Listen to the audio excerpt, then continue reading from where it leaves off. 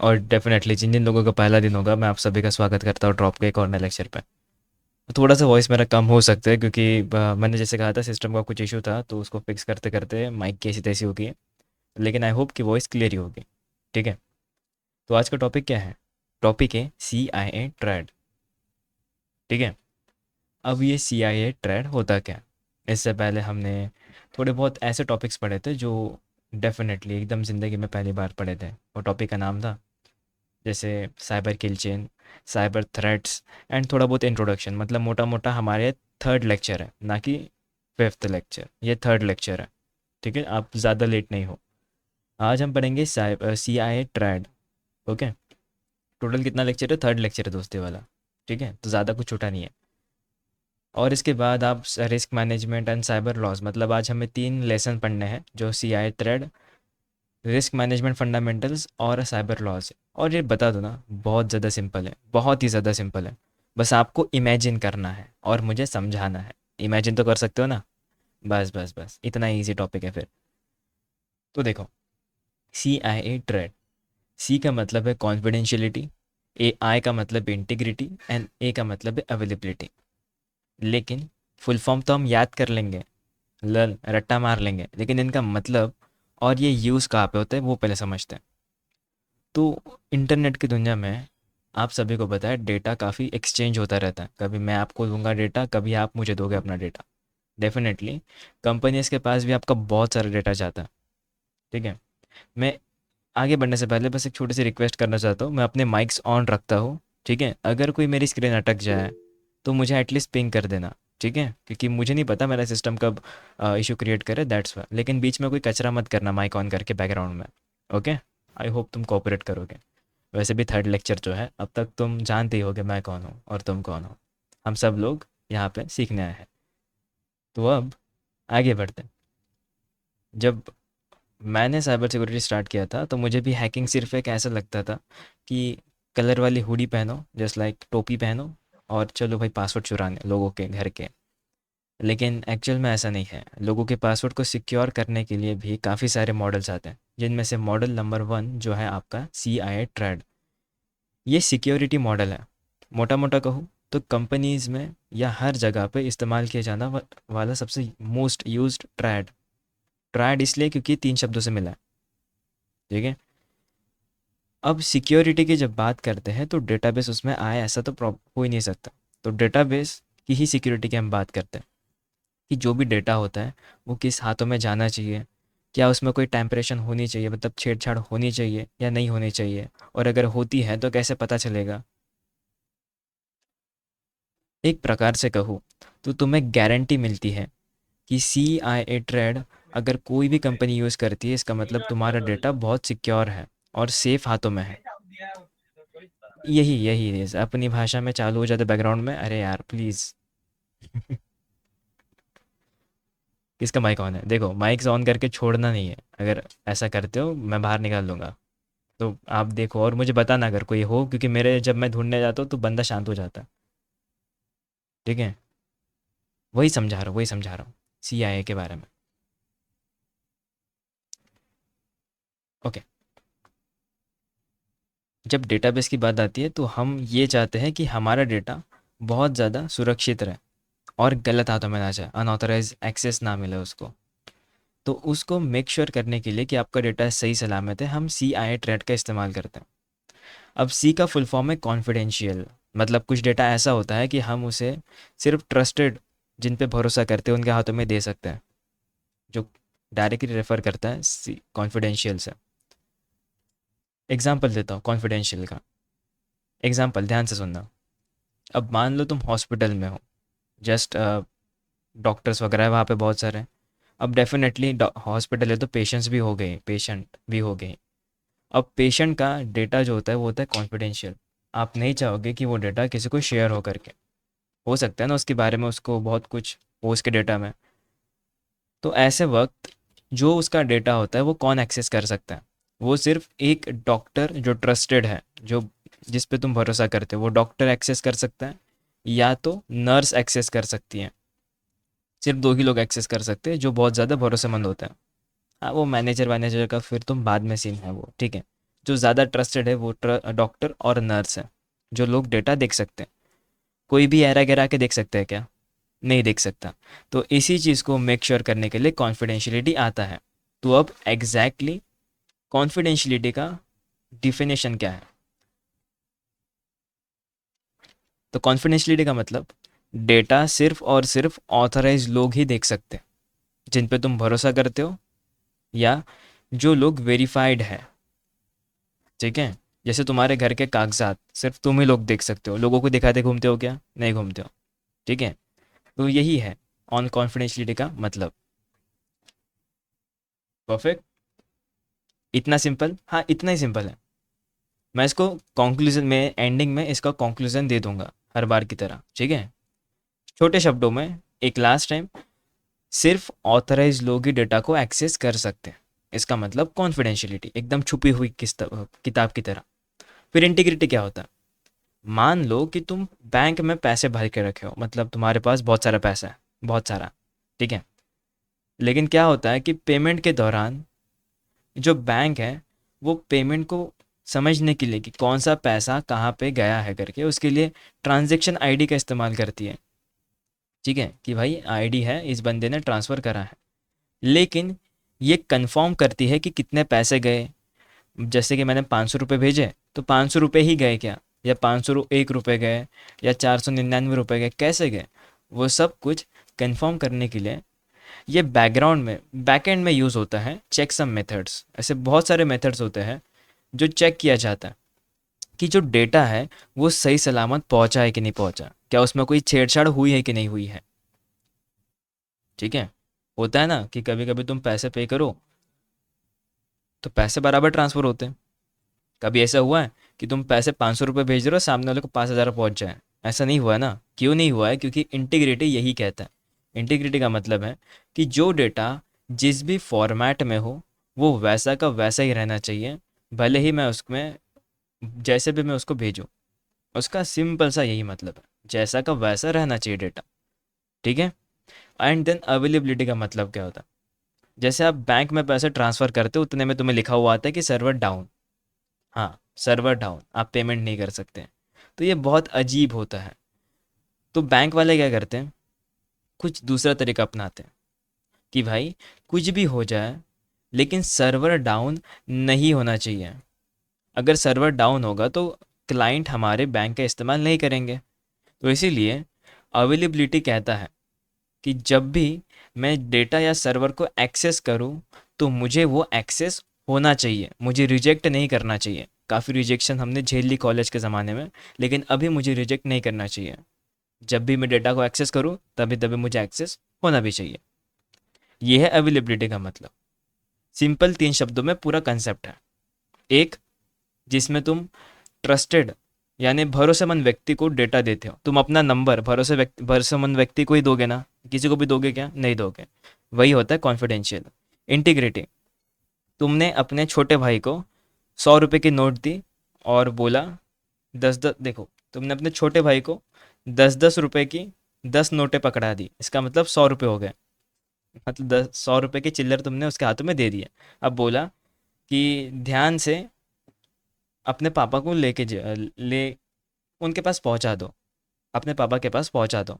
अब वो बच्चा एकदम धीरे धीरे धीरे धीरे चला गया पापा के पास में उसके। अब जब उसके पापा ने चेक करा तो बिल्कुल 100 रुपये थे।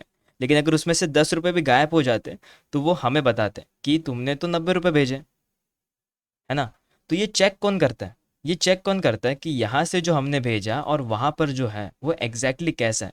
तो ये वैसे तो थोड़ा सा भारी है, लेकिन समझा दूँ, ये डेटाबेस यानी टीसीपी आईपी मॉडल में, ये एक मॉडल है, नेटवर्किंग मॉडल है जो हम सीखने वाले हैं। इसमें एक मेथड होती है जो होती है चेकसम मेथड। हालांकि अभी हम इसको नहीं पढ़ेंगे क्योंकि ये थोड़ा भारी है, लेकिन ये मेथड होती है जो एरर डिटेक्ट करने में मदद करती है कि कोई प्रॉब्लम हुई है कि नहीं हुई है। यूँ समझाओ तो यहाँ पे वो कैलकुलेट करती है कि कितना अमाउंट है, फिर वहाँ पे जाकर वो फिर से कैलकुलेट करते हैं कि कितना अमाउंट आया है करके, कोई अमाउंट छूट तो नहीं गया। इस प्रकार से। अब इसको डिटेल में समझने के लिए हम नेटवर्किंग के कंसेप्ट में समझेंगे, क्योंकि ये ना सब कुछ पैकेट के ऊपर होता है। ये जो चेकसम मेथड्स है ना, चेकसम मेथड ये बस एक मेथड है जो एरर्स को ढूंढने में काम आती है। That's it.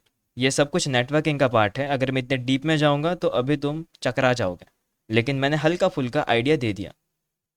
ये मेथड के कारण ही हम पता लगा सकते कि हमारा डेटा सही सलामत है या नहीं है। और एक छोटा सा एग्जांपल दिखाता हूँ। छोटा सा एग्जांपल।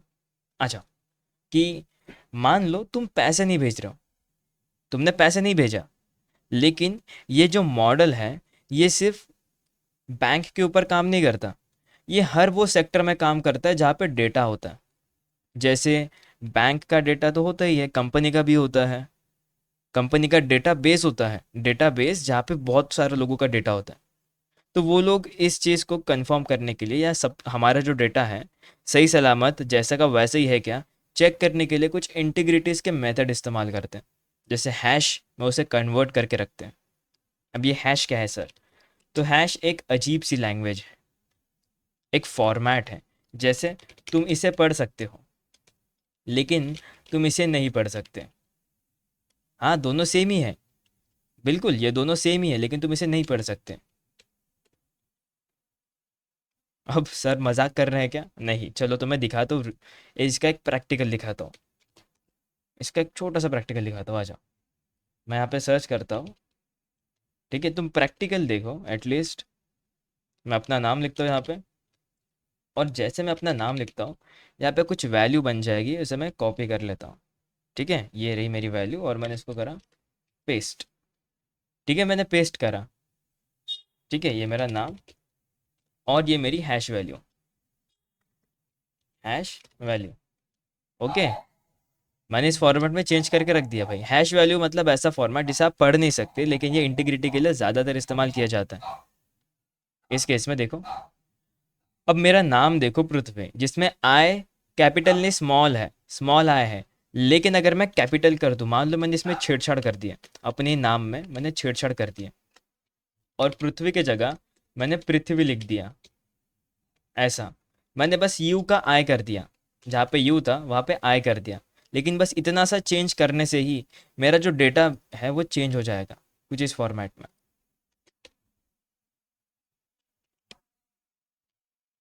देखो, एकदम छोटा सा चेंजेस है, लेकिन चेंजेस है। ओके। तो ये एक हैश वैल्यू है। और एक और एग्जांपल दिखाता हूँ, जिसमें पूरा डेटाबेस चेंज होता, मतलब पूरी की पूरी वैल्यू चेंज होती है। ये हैशिंग के टाइप्स भी आपको लेक्चर में है, टॉपिक्स में है, बस मैं आपको छोटा सा प्रैक्टिकल दिखा रहा हूँ कि एक्चुअल में वो कैसे रखा जाता है करके। ठीक है, तो एक और प्रैक्टिकल देखते हैं। मैं आपको MD5 में कन्वर्ट करता हूँ। खैर, अभी के लिए इतना समझो कि ये बस हैश वैल्यूज़ है। जब तक हमें ये नहीं पता होगा कि एग्जैक्टली इसका यूज़ क्या है, तब तक बस इतना देखो कि इतना सा चेंज करने से पूरी वैल्यू चेंज हो जाती है। जैसे मैं अपना नाम और ये हैश वैल्यू कॉपी करा। ठीक है, इसको हटाओ। ओके, थोड़ा नीचे जाता हूँ ताकि क्लियर दिखे। परफेक्ट। ये नाम, ये वैल्यू। ठीक है। सिमिलरली, अभी मैं अपने नाम में आई, यू की जगह आई लिख दिया। अब ये वैल्यू, जैसे मैं यहाँ पे आई लिखता हूँ, देखना मेरा जो हैश है वो कैसे अपने आप बदल जाता है। जैसे ही बस मैं एक अल्फ़ाबेट चेंज करता हूँ, सिर्फ एक अल्फ़ाबेट, तो मेरा पूरा वैल्यू बदल जाता है। और इतना सा वैल्यू चेंज होने से ही हमें पता लग जाता है कि भाई डेटाबेस में किसने छेड़छाड़ कर दी। ये तरीका होता है जिससे आप पता लगा सकते हो कि डेटाबेस में किसने छेड़छाड़ करी है कि नहीं करी है। इसलिए हम हैश वैल्यू में सेव करके रखते हैं। इसके दो फायदे हैं, तुम इसे डायरेक्टली नहीं पढ़ सकते, और दूसरा, अगर ये चेंज होता है तुम जल्दी से देख सकते हो कि चेंज हो गया करके। ये दो फायदे हैं। है वही चीज़। ये जो डेटा है ना वही चीज़ है। इसको मैं कॉपी करता हूँ और यहाँ पे पेस्ट करता हूँ। ठीक है, पेस्ट करता हूँ और इसे कन्वर्ट करता हूँ MD5 में। इसे रिकन्वर्ट करूँगा मैं, तो मुझे मेरी वैल्यू मिल जाएगी एक्चुअल। बस ये तरीका इंटीग्रिटी का, हालांकि प्रैक्टिकल था नहीं, ये बस एक थ्योरी का टॉपिक है, लेकिन मैंने छोटा सा प्रैक्टिकल दिखा दिया लगे हाथ। अब नेक्स्ट चीज़, इससे ज़्यादा एडवांस पे जाएंगे थोड़ा सा। अब थोड़ा सा और एडवांस जाते हैं ताकि और गहराई में समझ सके कि कैसे हेलो पता किया जाता है कौन ट्रस्टेड है और कौन ट्रस्टेड नहीं है। हेलो सबसे पहले कॉन्फिडेंशियलिटी, जिसमें हमें पता है कि जो भी डेटा है हेलो वो हमेशा ऑथराइज बंदे के हाथों में जाना चाहिए। बोलो क्या हुआ? हेलो सर, मुझे रिकॉर्डेड वीडियो चाहिए था मिल जाएगी ना, मिल लाइब्रेरी में। जाएगा, मिल जाएगा, डोंट वरी आप। सर, और एक बात थी, उससे जो एप्लीकेशन है अपना, उससे मेरा वो क्लास का वो नहीं दे रहा है। मतलब जैसे बीसीएससी का मुझे अनलॉक हो जाता है, तो मुझे अपना उसमें दिखाना चाहिए कि किस कोर्स को मैं ले ले लिया हूँ, तो वो मुझे दिखाई नहीं दे रहा है उसमें। तो आप एक ऐसा बार क्यों? सपोर्ट टीम से जाकर उसे अपडेट करवा दो दोस्त। ठीक है। ओके, हाँ, ओके, थैंक यू। बिल्कुल बिल्कुल। और ये वाला वीडियो सर कब मिलेगा मुझे? लेक्चर ख़त्म होने के बाद बिल्कुल 15-20 मिनट में मिल जाएगा, लेक्चर ख़त्म होने के बाद ही। Thank you. जी बिल्कुल। अब कंटिन्यू करते हैं, थोड़ा और गहराई में समझते हैं कि हम कैसे पता लगाएंगे सामने वाला बंदा भरोसेमंद है भी या नहीं है करके। तो इसके लिए काफ़ी मेथड्स आते हैं। जैसे मान लो कि मैं आपको एक बैंक अकाउंट देता हूँ। ठीक है। दो चीज़ है, तुम हम पे भरोसा करते हो, तो तुमने हमें तुम्हारे बैंक अकाउंट दे दिए, क्रेडेंशियल्स दे दिए। ठीक है। अब मैं क्या करूँगा, वही क्रेडेंशियल्स का यूज़ करके तुम्हारा एक लॉगिन पेज बनाऊंगा कि भाई कि अब तुमने हमें अपना डेटा दे दिया है, तो अब उसी डेटा का इस्तेमाल करके मैं एक लॉगिन पेज बनाता हूँ। ठीक है। अब हाँ, ये डेटा सिर्फ तुम्हें ही पता होगा। लॉगिन में यूज़र नेम और पासवर्ड मैंने बनाया और तुम्हें दे दिया कि भाई ये तुम्हारे यूज़र नेम पासवर्ड है, जब भी अपने अकाउंट में आओ तो इसे यूज़ करना। लेकिन हाँ, जब भी तुम इसे यूज़ करोगे तो अपने ही अकाउंट में आओगे, किसी और के अकाउंट में नहीं जा पाओगे। और एक और चीज़ कि अगर तुम अपने अकाउंट में आते हो, इसका मतलब तुम ट्रस्टेड हो, बैंक तुम पे भरोसा करता है, तो अगर तुम जो भी करोगे वो तुम्हारे अकाउंट से ही होगा। ठीक है। लेकिन मान लो तुम्हारा यही डेटा किसी हैकर ने चोरी कर लिया या चुराने की कोशिश कर रहा है, अनऑथराइज एक्सेस लेने की कोशिश कर रहा है, उसे ही रोकने का काम कॉन्फिडेंशियलिटी करता है कि भाई हम तुम्हें ऐसे डेटा नहीं दिखा सकते, तुम्हें डेटा देखने के लिए लॉगिन बनकर आना होगा, ऑथराइज यूज़र बन के आना होगा। समझे, मतलब लॉगिन करोगे तो ही डेटा देख पाओगे, ऐसे डेटा नहीं देख पाओगे। लेकिन बता दूं, इंटरनेट की दुनिया में ऐसे लॉगिन पेजेस तुम बहुत सारे देख सकते हो। जैसे अगर मैं एक छोटा सा एग्जांपल भी दिखा दूं, इन title just like admin user password, तुम देखो कि इतने सारे पेजेस है जिसपे तुम पासवर्ड्स आराम से देख सकते हो। ऐसे बहुत सारे पेजेस है जिसमें तुम एडमिन पेजेस तक देख सकते हो। जैसे मैं लिखूंगा इन टाइटल एडमिन। हाँ, ये गूगल डॉर्किंग का पार्ट है दोस्तों, ये गूगल डॉर्किंग। तो इतने सारे एडमिन पेजेस आ गए मेरे सामने, ऐसे एडमिन पेजेस जो मैंने कभी देखे भी नहीं थे। इतने सारे एडमिन पेजेस आ गए। तो खैर, ये तो मैंने आपको ऐसे दिखा दिया, ये रहा वो गूगल डॉर्किंग का। ये वो एडमिन पेज, ये लॉगिन पेजेस है, एडमिन पेजेस को आपको रिडायरेक्ट करवा जाएगी। यहाँ पे हम कुछ ऐसे अटैक कर सकते हैं जिसे हम एडमिन को बाईपास भी करते हैं। जैसे मान लो कि लॉगिन पेज के अंदर मैं आ गया, और आ गया, घुस गया लॉगिन पेज के अंदर। ठीक है। अब यहाँ पे आने के बाद मैं क्या करूँगा, लॉगिन पेज में कुछ ऐसी खतरनाक चीज़ें डालूंगा जिससे लॉगिन हो जाएगा कुछ इस तरीके से बाईपास, इस तरीके से बाईपास हो जाएगा। ठीक है। और भी जैसे लॉगिन बाईपास हो जाता है तो फिर मैं अपना डेटा देख सकता हूँ कि मेरा कार्ड्स क्या है वगैरह वगैरह। ये सारी चीज़ें होती हैं इंटरनेट की दुनिया में। तो इसीलिए इनसे बचने के लिए हम कुछ सिक्योरिटी मेजर्स लेते हैं कि कोई भी बंदा ऐसे ना आ जाए करके, है ना। तो हम इसके लिए इस्तेमाल करते हैं मल्टी फैक्टर ऑथेंटिकेशन, जिसे तुम ओटीपी कहते हो, फिंगरप्रिंट कहते हो, है ना। बाकी एक और चीज़, इस वेबसाइट पे लॉगिन करने के लिए मुझे चाहिए डेटा जो है यहाँ पे टेस्ट। और टेस्ट दूसरे नाम से मैं लॉगिन नहीं कर सकता। अगर मैं खुद के नाम से भी लॉगिन करना चाहूँ, मैं लॉगिन नहीं कर सकता, नहीं कर सकता। उसके लिए हमें यही डेटा डालना होगा। लेकिन इसको हमने बाईपास कर दिया यूजिंग सम टेक्निक, जो कि तुम ये भी सीखोगे। डोंट वरी, मैं तुम्हें जो दिखा रहा हूँ सब कुछ सीखने वाले हो तुम इसी कोर्स के अंदर, बहुत ही जल्दी सीखने वाले हो। ठीक है। ये बाईपास करने का तरीका हो गया, जो कि सीखोगे एडमिन बाईपास, जो कि काफ़ी इंटरेस्टिंग चीज़ है। लेकिन उससे बचने के लिए हम यूज़ करते हैं मल्टी फैक्टर ऑथेंटिकेशन, ताकि बंदा अगर ओटीपी डाल पा रहा है, इसका मतलब बंदा ऑथोरिटी है, मतलब वो बंदा ओरिजिनल है, वो फेक तो नहीं हो सकता। लेकिन फिर भी बहुत सारी वेबसाइट्स पर ऐसे खतरे भी आ सकते हैं जहाँ पे डेटा ब्रीच हो जाए, या फिर तुम कभी डेटा भेज रहे हो तो तुम्हारे ऊपर कोई नज़र रखे, तुम्हारे वाईफाई को हैक कर लें, फिर तुम्हारे डेटा को पढ़ लें। ऐसे बहुत सारे खतरे आ सकते हैं इसके ऊपर, कॉन्फिडेंशियलिटी के ऊपर, तो कभी कभी प्रॉब्लम दे सकती है।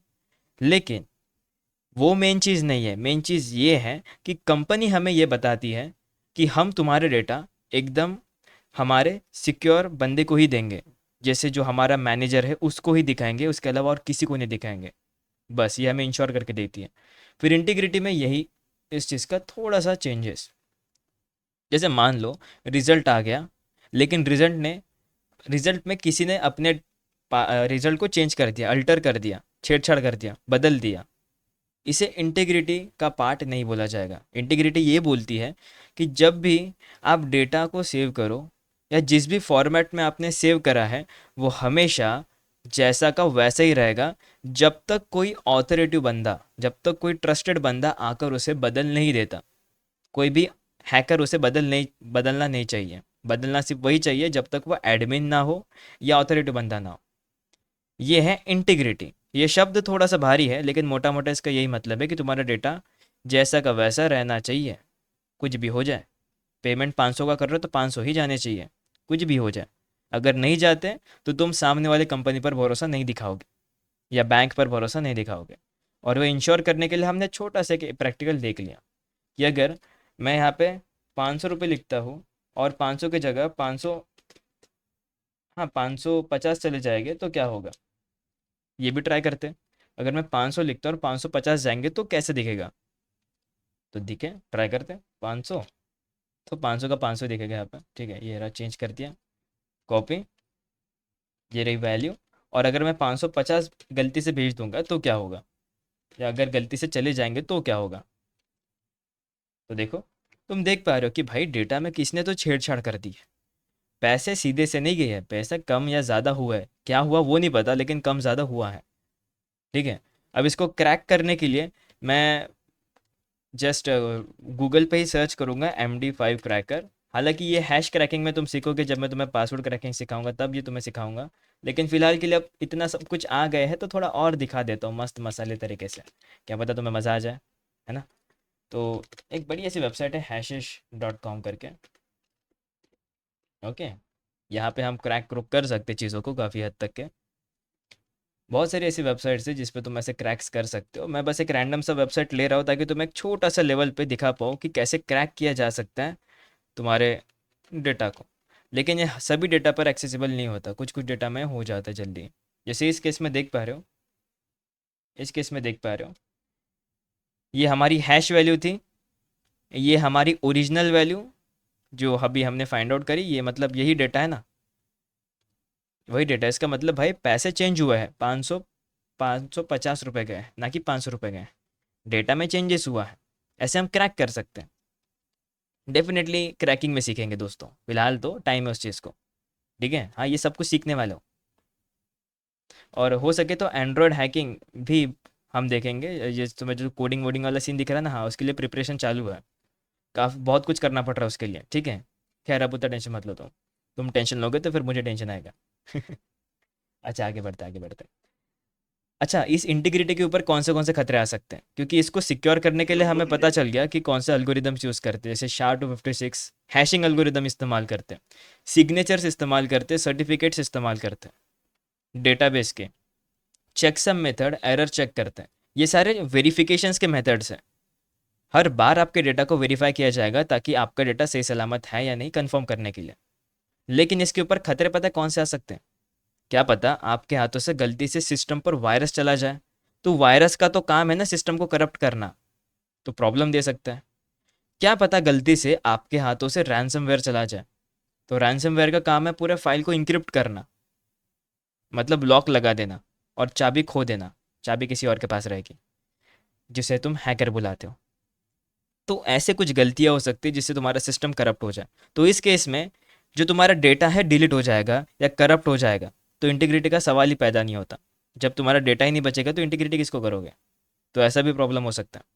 या कभी कभी कुछ प्रॉब्लम ऐसे हो सकते हैं जिसमें तुम्हारा डेटा बेस नॉर्मल रखा हो, लेकिन हैकर को गलती से उसका एक्सेस मिल जाए और वो उसको छेड़छाड़ कर दे, जिसे तुम अनऑथराइज एक्सेस बुलाते हो। अनऑथराइज एक्सेस बुलाते हो। और जब वो छेड़छाड़ करता है ना, उस जगह को या उस चीज़ को तुम टैम्पर बोलते हो। टैम्पर मतलब छेड़छाड़ करना, छेड़छाड़ करना। और अनऑथराइज मतलब कि बंदे ने बिना लॉगिन वगैरह चीज़ों के बेवकूफ़ बनाकर जस्ट किसी दूसरे के नाम से आ गया। ठीक है, अनऑथराइज एक्सेस उसे बोला जाएगा।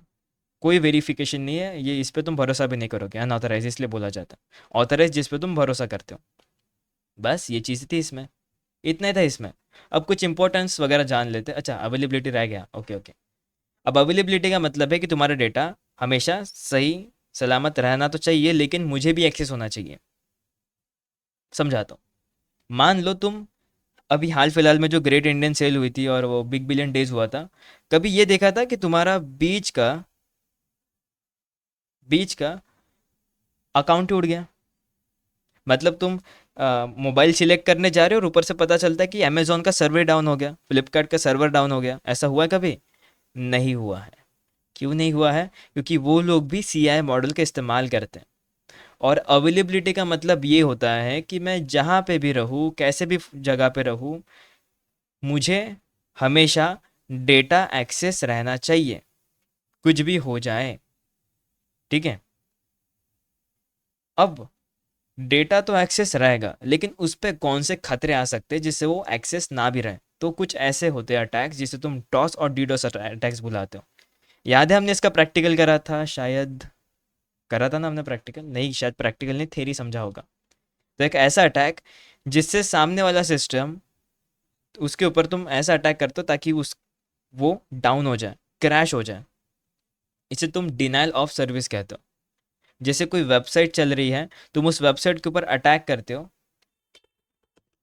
वेबसाइट की भी ना कैपेसिटी होती है कि भाई एक वेबसाइट पर लगभग लगभग 1000 लोग आएंगे, मान के चलते 1000 लोग आएंगे। ठीक है?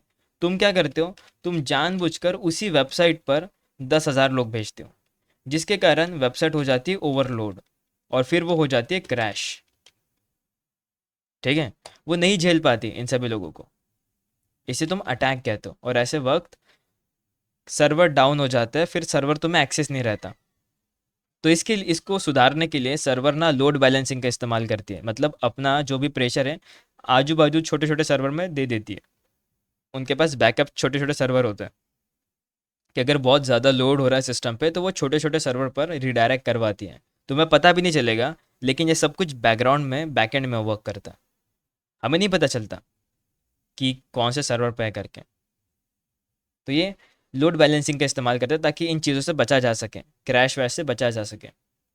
लेकिन इनके वेबसाइट के ऊपर ऐसे खतरे आने के चांसेस होते हैं, क्या पता कब आ जाए, नहीं पता रहता। इसी से बचने के लिए। और हार्डवेयर फेलियर, मान के चलो सिस्टम बड़ा मस्त चल रहा है, लेकिन एकदम से प्रॉब्लम आ जाती है। जैसे मेरे सिस्टम में कुछ देर पहले अच्छा चल रहा था, लेकिन एकदम से प्रॉब्लम आ गई। बस उसको टैकल करते करते टाइम लग गया। फिर हो गया वो 10:08 पे बराबर फिक्स। कुछ तो इशू आ गया था, रिस्टार्ट करने से वो हो गया फिक्स एंड डन। अब तुम लेक्चर देख पा रहे हो। लेकिन मैंने रिस्टार्ट करने में 8 मिनट, 2-3 मिनट ले लिए। लेकिन ये रियल वर्ल्ड में ना ऐसा नहीं चलता। रियल वर्ल्ड में अगर तुम 1 सेकंड के लिए, 10 सेकंड के लिए भी अमेजोन को डाउन कर दोगे, तो बहुत लाखों करोड़ों में लोग लीव कर देंगे। लाखों ज़्यादा, करोड़ों ज़्यादा बोल लिया। बहुत हज़ारों लाखों में लोग लीव कर देंगे और अमेजोन की जगह फ्लिपकार्ट पे चल जाएंगे, जिससे उनका काफ़ी नुकसान होगा। तो इसलिए वो सर्वर को थोड़ी देर के लिए भी डाउन करना नहीं चाहते। लेकिन हैकर ऐसे अटैक कर सकते हैं जिनसे उनका सर्वर डाउन हो भी जाए। इसलिए वो इसी चीज़ को फेस करने के लिए कुछ मेथड्स इस्तेमाल करते हैं ताकि वो अपने डेटा को बराबर रखें। जैसे लोड बैलेंसिंग और नेटवर्क सिक्योरिटी मेजर्स, या आईआर टीम की मदद से डिजास्टर रिकवरी। ये सारे शब्द हैं। डिजास्टर मतलब कोई भी खतरा आने के बाद हम खुद को कैसे रिकवर करेंगे एज फास्ट एज पॉसिबल। उसके लिए हम टीम हायर करते हैं, एक ऐसी टीम जो इन चीज़ों के ऊपर बहुत ध्यान दे। जब भी कुछ हो जाए हादसा, तो जल्दी से जाकर उसे फिक्स कर दे। ऐसी टीम जिसे तुम इंसिडेंट रिस्पॉन्ड टीम कहते हो। बस इतना ही था। तुम्हारे सर पता चला तुम जहाँ पे सर्वर होस्ट करके रखा है उसके जस्ट नीचे भूकंप आ जाए, सर्वर सीधा नीचे जमीन के अंदर। तो ऐसे नेचुरल डिजास्टर होने के बाद पता चला बारिश आ जा रही, बहुत भयंकर बारिश आ जा रही है, पानी घुस गया एकदम से सिस्टम के अंदर। ऐसा भी हो सकता है। या फिर पता चला पूरे एरिया का लाइट चली गई। ऐसा भी हो सकता है ना। तो ये नेचुरल डिजास्टर्स है। अगर ऐसा होता है तो भी सिस्टम, जो भी सर्वर है, वो अवेलेबल नहीं रहेगा। तो ये खतरे हैं जो इसके ऊपर आ सकते हैं। तो कंक्लूजन का वक्त है दोस्तों। कंक्लूजन का वक्त है। कंक्लूजन का। सी आई ए एक ऐसा ट्रैड जो ज़्यादातर इस्तेमाल किया जाता है सिक्योरिटी मेजर्स के लिए। एक ऐसा मॉडल जो डेटाबेस को सिक्योर और इंश्योर करता है कि हमारा जो भी डेटा है उनके पास वो सही सलामत है करके। जिसमें सी होता है कॉन्फिडेंशियलिटी। जो भी डेटा हो, जैसा भी डेटा हो, हमेशा भरोसेमंद व्यक्ति के पास जाना चाहिए या उसने देखना चाहिए। इंटीग्रिटी, जैसा भी डेटा हो, जो भी डेटा हो, हमेशा जिस भी फॉर्मेट में सेव किया हो या जिस भी फॉर्मेट में दिखाया हो उसी फॉर्मेट में रहना चाहिए। उसमें कोई भी अनऑथराइज छेड़छाड़ या डेटा टैम्परिंग नहीं होनी चाहिए। अगर ऐसा होता है तो तुम कंपनी पे भरोसा नहीं करोगे। And last cheese availability. जब ज़रूरत है कुछ चीज़ों को पे करने की या कुछ ज़रूरत है कुछ चीज़ों को देखने की, लेकिन उसी वक्त वो सर्वर डाउन हो जाए, तो तुम सामने वाले सर्विस का इस्तेमाल नहीं करोगे। जैसे बैंक, मान लो तुम्हारा बैंक हर बार डाउन डाउन रहता रहता है, तुम क्या उस बैंक का इस्तेमाल करोगे? ऑब्वियसली नहीं करोगे। बस यही चीज़ अवेलेबिलिटी बताता है कि जब भी डेटा हर वक्त एक्सेस होना चाहिए जब भी ज़रूरत हो तब। And done, that's it. अब इसके कुछ इंपॉर्टेंट्स वगैरह है जिससे तुम रिस्क मैनेज कर सकते हो। ये अभी रिस्क मैनेजमेंट नेक्स्ट टॉपिक है तुम्हारा, ठीक है? ये तुम्हारा रिस्क मैनेजमेंट नेक्स्ट टॉपिक ही है। होलिस्टिक सिक्योरिटी फ्रेमवर्क, ये एक ऐसा फ्रेमवर्क है जिसमें तुम अलग अलग दुनिया भर की चीज़ें, जैसे अलग अलग सेक्टर्स, हेल्थ सेक्टर, कंपनी के अलग अलग सेक्टर्स, इससे खुद को बचाते हो। हैकर वो 1000 लोग भेजते कैसे, वो उसे डीडोस अटैक बोला जाता है दोस्त। वो एक अटैक है जो हम परफॉर्म कर सकते हैं। ये फ्रेमवर्क देख लो एटलीस्ट, और फिर हम मूव करते हैं नेक्स्ट टॉपिक के ऊपर। ये देखो, ये है वो फ्रेमवर्क, ठीक है? अलग अलग सेक्टर्स का फ्रेमवर्क है। एक बढ़िया सी इमेज दिख जाए, ये देखो।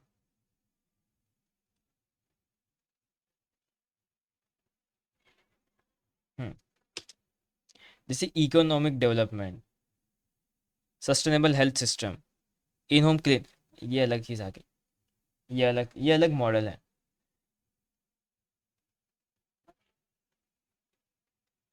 एक बढ़िया सी इमेज देखते हैं। हाँ, ये इमेज भी सही हो सकती है। मोटा मोटा समझाओ तो अलग अलग डोमेन के लिए अलग अलग सीआई मॉडल्स के हिसाब से बदलते रहते हैं। जैसे बैंक के लिए अलग इम्प्लीमेंट होगा, और वैसी जो नॉर्मल कंपनी है वो अलग इम्प्लीमेंट करेगी। कॉलेजेस में अलग से इम्प्लीमेंट किए जाते हैं। तो ये है उसका इम्प्लीमेंटेशन का मतलब। जैसे देखो, होलिस्टिक प्लान, इन्वेस्टमेंट के लिए अलग, इंश्योरेंस के लिए अलग, एस्टिमेट स्टेट प्लानिंग के लिए अलग, सिक्योरिटी सोशल सिक्योरिटी के अलग, हेल्थ केयर के लिए अलग। ये प्लान होते हैं सीआई मॉडल्स के, ठीक है? एट दी एंड कंसेप्ट वही है, बस थोड़ा सा उनका जो टाइप है वो चेंज हो जाएगा हल्का फुल्का। अब जो नेक्स्ट, अच्छा अब बताओ, सीआई ट्रेड सबको क्लियर है? किसको कुछ डाउट है सी के अंदर, ए के अंदर या आई के अंदर? अगर है तो बताओ, नहीं तो फिर हम आगे बढ़ते हैं। एटलीस्ट क्लियर लिख दो अगर तुम्हें क्लियर है चीज़ें तो मुझे आगे बढ़ने में कोई प्रॉब्लम नहीं होगी इससे। क्योंकि अब हमें जानना जो है रिस्क मैनेजमेंट, क्योंकि हमें ये भी तो सीखना होगा कि हैकिंग की दुनिया में रिस्क को कैसे संभाला जाता है। हाँ, ये रिस्क मैनेजमेंट थोड़ा सा बोरिंग टॉपिक है, लेकिन डेफिनेटली ज़रूरत तो पड़ेगी उसको समझने की। सबको क्लियर है क्या सीआई मॉडल? इतना बहुत है, बहुत बढ़िया। फिर लिमिट 1000 से ज़्यादा कैसे भेजते हैं दोस्त? वो सब बैकएंड में होता है दोस्त, वो सब कुछ बैकएंड में वर्क करना होता है। उस चीज़ के लिए, वो उसके लिए तो आपको बैकएंड डेवलपर से कांटेक्ट करना होगा या फिर गूगल पे सर्च करना होगा कैसे लिमिट बढ़ाई जाती है। कोई बात नहीं, एनोनिमस डेविड, एनोनिमस डेविड बोलने के बाद कहाँ से एनोनिमस रह गया आप? ओल्ड क्लास की रिकॉर्डिंग्स कब मिलेगी? मिल जाएगी आपको, मैंने ऑलरेडी फॉरवर्ड करके रखा है, लेकिन स्टिल एक और बार कर दूंगा। प्लीज़ सिलेबस को बता दो, मैंने दोस्त वो भी बता के रखा है फर्स्ट डे में। अभी मैं उसको फिर से एक्सप्लेन करूंगा तो वो टाइम वेस्ट ही माना जाएगा। तो आप उसकी रिकॉर्डिंग्स चेक करो। मैं वो सब कुछ रिकॉर्डिंग्स आपको एक फॉर्मेट में भेजा है, चेकआउट करना। क्योंकि रिकॉर्डिंग्स नहीं देखोगे तो प्रॉब्लम हो जाएगी। थोड़ा सा देख लेना, छोटे छोटे, ज़्यादा टाइम नहीं हुआ, बस 2-3 रिकॉर्डिंग छूटे हैं। वैसे भी कल की छुट्टी है मेरे हिसाब से। आई होप तुम्हें छुट्टी हो, जहाँ तक मुझे लगता है छुट्टी है। ओके, जो भी है, ज्वाइन किया है, एक बार फिर से भेज दूंगा, डोंट वरी डोंट वरी, भेज दूंगा मैं। अब सी आई मॉडल तो क्लियर हो गया है, अब रिस्क मैनेजमेंट समझते हैं, क्योंकि ये थोड़ा सा सच बता रहा हूँ, ये बहुत ज़्यादा बोरिंग सब्जेक्ट, बहुत ज़्यादा बोरिंग टॉपिक है, लेकिन ये बहुत ज़्यादा इंपॉर्टेंट भी टॉपिक है। क्यों? क्योंकि यहाँ पे तुम ये समझते हो कि रिस्क मैनेजमेंट कैसे किया जाता है साइबर सिक्योरिटी के अंदर। जैसे घर के अंदर, मान लो तुम्हारा घर है, तुम फिलहाल तो सब कुछ तुम्हारे पापा संभालते हैं। उनसे पूछना पापा घर का रिस्क कैसे आप मैनेज करते हो।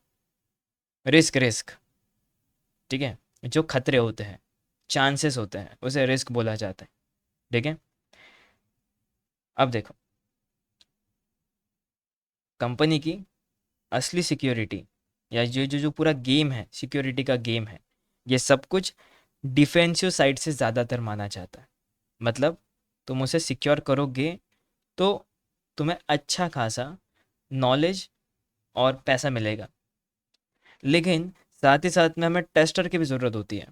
ऐसा बंदा जो कंपनी के वेबसाइट सर्विस के ऊपर टेस्ट करते रहे और उनके ऊपर बग्स फाइंड आउट करते रहे। लेकिन ये रिस्क मैनेजमेंट उन सभी से अलग है। ठीक है।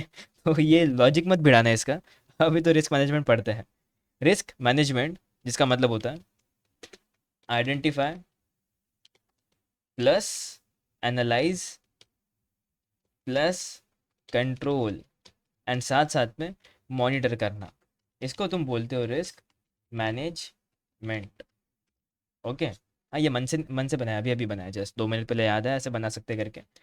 अब देखो, तुम्हें सबसे पहले फाइंड आउट करना पड़ता है कि कौन सी चीज़ रिस्कफुल है। चलो मान के चलो तुम्हें पता चल गया कि ये रिस्की है। फिर तुम समझते हो कि वो कितना रिस्क पहुंचा सकती है, कितना रिस्क ये पहुंचा सकती है। रिस्की तो लग रही है, लेकिन कितना ये पहुंचा सकती है नुकसान। फिर अगर वो तुम्हें, तुम्हारे हाथों में हो कि हम इसको कम कर सकते हैं, बढ़ने से पहले रोक सकते हैं, इस रिस्क को कम कर सकते हैं, तो तीसरा आता है कंट्रोल। और रिस्क को मान लो तुमने कम कर दिया, रिड्यूस कर दिया कि चलो भाई अब तो मैंने ऐसा फिक्स कर दिया कि कोई प्रॉब्लम नहीं होगा, लेकिन अगली बार तुम उस पर ध्यान रखते हो कि भाई कि अगली बार ये फिर से ऐसी हरकतें या ऐसी चीज़ें होगी कि नहीं होगी।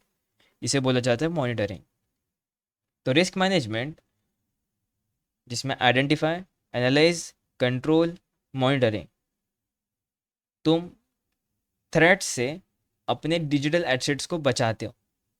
मोटा मोटा कहूँ तो डिजिटल वर्ल्ड में जो थ्रेट्स आते हैं, साइबर थ्रेट्स, उनसे अपने डिजिटल एसेट्स को, एसेट्स मतलब डेटा हो गया, पर्सनल इंफॉर्मेशंस हो गए, एप्लीकेशंस हो गए, सिस्टम्स हो गए, सर्वर्स हो गए, इनसे बचाते हो। क्या पता वायरस घुस जाए, ये वायरस है कि नहीं है, क्या इससे कोई प्रॉब्लम होगा कि नहीं होगा, है ना। जैसे मान लो तुम्हारे घर का जो लॉक है, जो भी ताला तुम लगाते हो दरवाजे पे, काफ़ी कड़क है एकदम कि चलो भाई टूटेगा ही नहीं, एकदम स्ट्रांग है।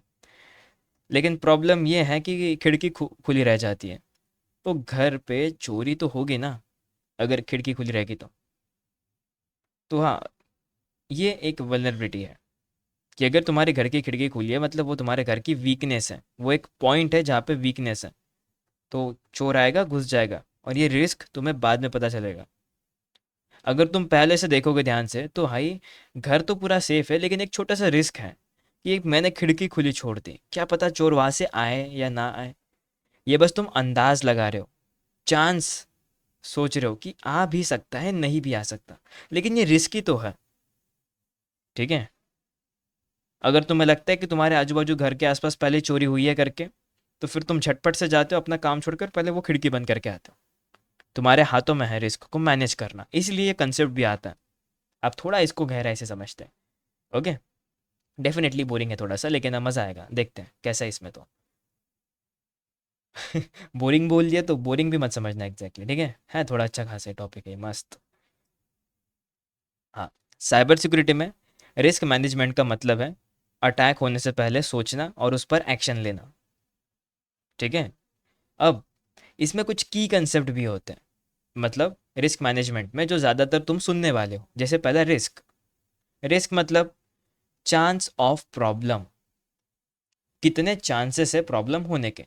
जैसे मैंने आपको एग्जांपल लिया, तो मैं यहाँ पे शॉर्टकट में लिखता हूँ ताकि आपको याद रहे। Risk is equals to chance of problem,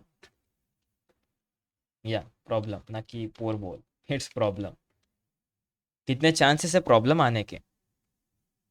okay. हाँ, इसका एग्जांपल लेता हूँ, चलो। मान लो तुम्हारे कंपनी में यस तुम्हारे कंपनी में एक एम्प्लॉय है, एक एम्प्लॉय है जिसने गलती से फिशिंग ईमेल ओपन कर लिया। तो अब बताओ क्या रिस्क है। रिस्क क्या है इसमें? डेफिनेटली सर एक छोटा सा रिस्क है कि उसके फिशिंग ईमेल ओपन करने के बाद हमारे सिस्टम में हैकर घुस गए। बराबर बराबर, हमारे सिस्टम में हैकर घुस गया। तो ये थोड़ा रिस्की है। इसलिए मैंने क्या करा, अपने कंपनी के सभी एम्प्लॉयज़ को बता दिया कि ऐसी हरकतें करें ही ना, जिससे ये रिस्क आए करके। ठीक है, बस उनको सेव कर दिया। अब दूसरा, थ्रेट। थ्रेट मतलब खतरे। थ्रेट मतलब खतरे। अब वो थ्रेट्स मतलब वही, जैसे कोई सॉफ्टवेयर हो सकता है।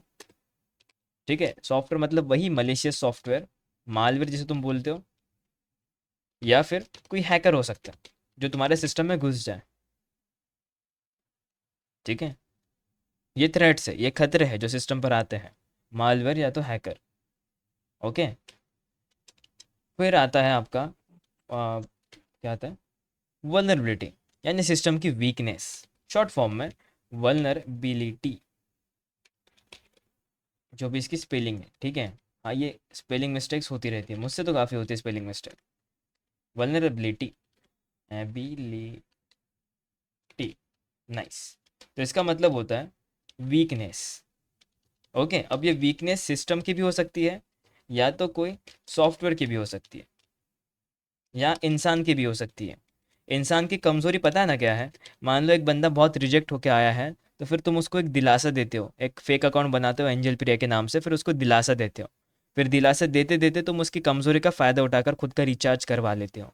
तो यही होता है इंसान की वीकनेस। ठीक है, नहीं जानते एंजल प्रिया कौन है, भूल जाओ फिर। ये कोई कोई है भी नहीं। Next is impact. I guess impact, yes impact. अब इम्पैक्ट मतलब कितना नुकसान हो सकता है। अगर मान लो कि हमने इन रिस्क के ऊपर ध्यान नहीं दिया, तो ये कितना नुकसान पहुंचा सकता है हमें। ठीक है, तो सिंपल शब्दों में लिखता है यहाँ पे, नुकसान नहीं लिखता। ठीक है, तो मैं पढ़ने में आसान होना चाहिए, इसलिए मैं नुकसान लिखा है यहाँ पे। इम्पैक्ट मतलब नुकसान कितना हुआ है करके। अगर तुम, इसलिए तुम्हें एनालाइज करना पड़ता है कि ये कितना नुकसानदायी हो सकता है। एंड लास्ट है अपना लाइकलीहुड। लाइकलीहुड मतलब कि आज बारिश आएगी। क्या लगता है आज बारिश आएगी? नहीं यार, लेकिन मुझे तो कुछ नोटिफिकेशन आया था कि 40% चांसेस है आज बारिश आएगी। ये मैं चांस बता रहा हूँ, कंफर्म नहीं दे रहा हूँ, मैं बस कह रहा हूँ कि ये पॉसिबिलिटी है कि चांस बारिश आ भी सकती है। गारंटी नहीं दे रहा हूँ, पॉसिबिलिटी है। यही तुम अंदाज लगाते हो कि अगर मैंने एक सिस्टम बनाया, एक सिस्टम लगाया, और उस पर 2-3 एम्प्लॉयज़ को रख दिया और उनको बोला ध्यान रखने में, तो कितने चांसेस है कि उनके हाथों से कोई गलती हो या ना हो, कितने चांसेस है। ये होता है लाइकलीहुड, कितने पॉसिबिलिटीज़ है कि वो हो या ना हो। ठीक है, कितना चांस है ये हो सकता है या नहीं हो सकता। तो ये है कुछ शब्द जो आप इस कंसेप्ट में देखोगे। Okay, risk, risk, chance of problem, कितने चांसेस है ये प्रॉब्लम होने के, या ये कितना नुकसान पहुंचा सकता है। थ्रेट्स, खतरे, जैसे मालवेयर या हैकर या रैंसमवेयर। वल्नरेबिलिटीज यानी वीकनेस, सिस्टम की भी हो सकती है, इंसान की भी हो सकती है, जिसे तुम एक्सप्लॉइट करके डेटास का एक्सेस ले सकते हो। इम्पैक्ट, कितना नुकसान हो सकता है। मान लो कि रैंसमवेयर घुस गया और उसने $1 मिलियन पैसे मांग लिए, तो प्रॉब्लम हो गई ना, कंपनी तो सीधा बैंक हो जाएगी, इतना महंगा अगर किसी ने बोला तो ये इम्पैक्ट है, इसलिए हमें सोच पहले ही रिस्क और थ्रेट्स को समझ लेना चाहिए। देन होता है लाइकलीहुड। अगर रैंसमवेयर नहीं भी आता है, तो भी मैं जस्ट अंदाज लगा के रहूँगा कि अगर ये फ्यूचर ऐसा हो भी जाए तो मुझे क्या करना है, या कितना ये चांसेस है ऐसा होने के, जस्ट प्रोबेबिलिटी या पॉसिबिलिटी। अब रिस्क के ना कुछ टाइप्स आते हैं, जैसे एक एग्जांपल दिया मैंने इंसान वाला। वो जो इंसान वाला रिस्क है वो ऑपरेशनल रिस्क बोला जाएगा। ऐसे रिस्क जो सिस्टम से या इंसानों से रिलेटेड हो। इंसान मतलब ह्यूमंस डेफिनेटली, तो तुम उसे ऑपरेशनल रिस्क बुलाते हो। ठीक है, ऑपरेशनल रिस्क बुलाते हो। क्या कहा, फिर से दोहराता हूँ। टाइप्स ऑफ रिस्क में आप operational risk, compliance risk, strategic and financial risk, ये 4 टाइप हैं। बेसिक 4 टाइप है जो आपको एटलीस्ट पता होना चाहिए। ऑपरेशनल मतलब कोई ऑपरेशन परफॉर्म कर रहा है, कोई चीज़ चल रही है, रुकी नहीं है, चल रही है, ऑपरेशन परफॉर्म हो रहा है। ठीक है, डेफिनेटली ऑपरेशन सेंटर में नहीं हो रहा है, ऑपरेशन परफॉर्म हो रहा है। अब इंसान कर रहा है या मशीन कर रहा है, ऑपरेशन तो हो रहा है ना, दैट्स इट। अब ऑपरेशन मतलब सिस्टम काम कर रहा है, तो हो सकता है सिस्टम फेल हो जाए, हो सकता है एम्प्लॉय काम कर रहा है, हो सकता है एम्प्लॉय को मेल आ जाए, फिशिंग मेल आ जाए और वो उसमें फंस जाए। तो ऐसे फेलियर्स को हम ऑपरेशनल फेलियर या ऑपरेशनल रिस्क के नाम से बुलाते हैं। ऐसा रिस्क जो सिस्टम के फेलियर के साथ या ह्यूमन एरर के साथ हो, ऑपरेशनल जो चल रही है। देन आता है कंप्लायंसेस। कंप्लायंसेस मतलब जब भी ये शब्द देखने को मिला, इसका मतलब है लॉज। कंप्लायंस मतलब लॉज। बहुत बार कंपनी कुछ ऐसी गलती कर देती है जिसके कारण गवर्नमेंट के कुछ रूल्स का उल्लंघन हो जाता है, लॉज को फॉलो नहीं करते हैं, जिसके कारण भी कंपनी को भारी पेनल्टी चुकानी पड़ती है। तो वो कुछ ऐसा भी समझते हैं कि हमारे एम्प्लॉय में से किसी भी एम्प्लॉय ने ऐसी गलती नहीं करने को होना, वरना प्रॉब्लम आ जाएगी कंपनी को ही। तो ये रिस्क है लॉस के रिगार्डिंग। अब बहुत सारे लॉस होते हैं, जैसे जीडीपीआर लॉ होता है, जनरल डेटा प्रोटेक्शन रेगुलेशन। लोगों के डेटा, आम आदमियों के डेटा को सिक्योर करने के लिए लॉ बना है, वो बहुत पहले से बन के रखा है ये। लेकिन हाँ, ये है कंप्लायंस रिस्क, उसके ऊपर है। देन आता है स्ट्रेटेजिक रिस्क। मान लो तुम एक मोबाइल की कंपनी चलाते हो मोबाइल की कंपनी? नहीं सर, हम तो नहीं चलाते, लेकिन मान लो ना चलाते हो करके। अब तुमने नया मोबाइल बनाया। अब नया मोबाइल बनाया तो तुम उसे लॉन्च भी करोगे, डेफिनेटली लॉन्च करोगे। लेकिन लॉन्च करने से पहले, मोबाइल छोड़ो, मोबाइल लॉन्च करने का लॉजिक नहीं बनेगा। तुमने नया सॉफ्टवेयर बनाया, एकदम लेटेस्ट सॉफ्टवेयर बनाया, ज़बरदस्त सॉफ्टवेयर बनाया एआई के रिगार्डिंग। ओके, अब तुम इसे मार्केट में लॉन्च करना चाहते हो। तुम इस सॉफ्टवेयर को ना उनकी भाषा में प्रोडक्ट बुलाते हो, प्रोडक्ट, ठीक है। अपनी भाषा में सॉफ्टवेयर, उनकी भाषा में प्रोडक्ट होता है। तो ये प्रोडक्ट जैसे लॉन्च करते हो, उसके लॉन्च करने के एक दिन पहले तुम्हारे कंपनी के ऊपर हो जाता है अटैक, जिसके कारण तुम्हारे कंपनी का हो जाता है डेटा ब्रीच। डेटा ब्रीच होता है मतलब डेटा लीक होता है, चोरी हो जाता है। अब जब इतना बड़ा अटैक हो गया, तो डेफिनेटली कंपनी डेटा को रिकवर करने में रह जाती है, जिसके कारण जो प्रोडक्ट उनको लॉन्च करना था वो हो जाता है डिले, ठीक है। तो इससे क्या ज़्यादा फ़ायदा होगा क्या? इससे फ़ायदा होगा दोस्तों, इससे फ़ायदा होगा, सॉरी, नुकसान होगा कंपनी का। अब इसको समझाने से पहले एक और एग्जांपल देता हूँ। मान लो तुम कम एक ज़माने में कॉलेज में हुआ करते थे। अभी हो नहीं हो मुझे नहीं पता, शायद हो गए बहुत सारे कॉलेज स्टूडेंट्स, मुझे मुझे बता देना।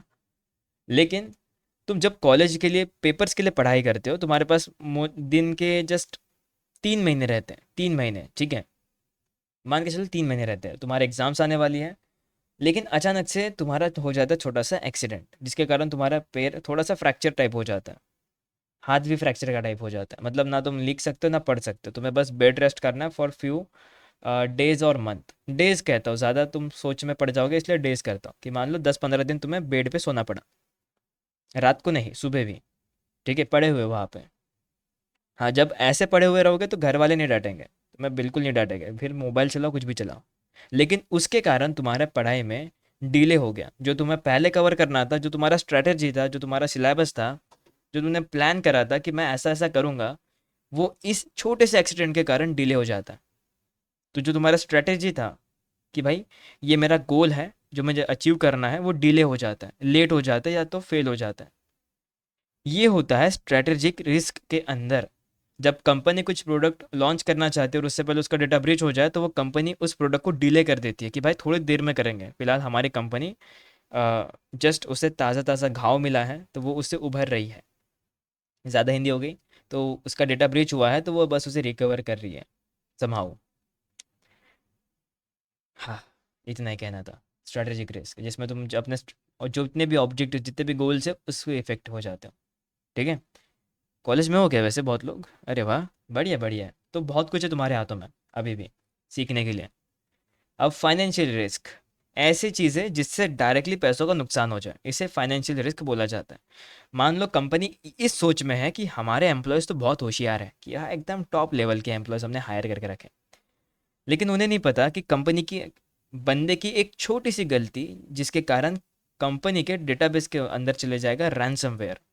अब रैंसमवेयर घुस जाएगा तो डेफिनेटली वो पैसे मांगेगा। अब उसकी डिमांड बहुत ज़्यादा होती है, बहुत ज़्यादा होती है। कभी कभी 1 लाख, 1 करोड़, 10 करोड़, 10 लाख ऐसे भी मांगते हैं। डेफिनेटली बड़े बड़े रैंसमवेयर इतना ही मांगते हैं। अभी हाल फिलहाल में ना एक रैंसमवेयर का अटैक हुआ था, मैं दिखाता हूँ कितना बड़ा वो नुकसान था। उसका नाम था ओरेकल रैंसमवेयर अटैक, रैंसम। ये हुआ हाल फिलहाल में, जस्ट कुछ 1 महीने पहले की बात है। ओरेकल रैंसमवेयर अटैक, न्यूज़ आई है बहुत तगड़ी वाली। ठीक है, बहुत सारे लोगों का डेटा ब्रीच हो गया उसमें। जीरो डे अटैक था वो। जीरो डे अटैक शायद मैंने बताया था तुम्हें इसके बारे में, शायद मैंने बताया हो। लेकिन हाँ, ये अटैक हुआ था हाल फिलहाल में, जिसके कारण कितना नुकसान हो गया उनका। नुकसान नुकसान पैसे तो इन्होंने बताया नहीं, लेकिन बहुत मिलियन डॉलर हुए थे, लगभग 50 मिलियन डॉलर के आसपास कुछ नुकसान हुआ था उनका। ठीक है, मैं न्यूज़ लिखता हूँ, ये तो रही न्यूज़, ये तो रही न्यूज़, हाँ ये रही न्यूज़। ओके।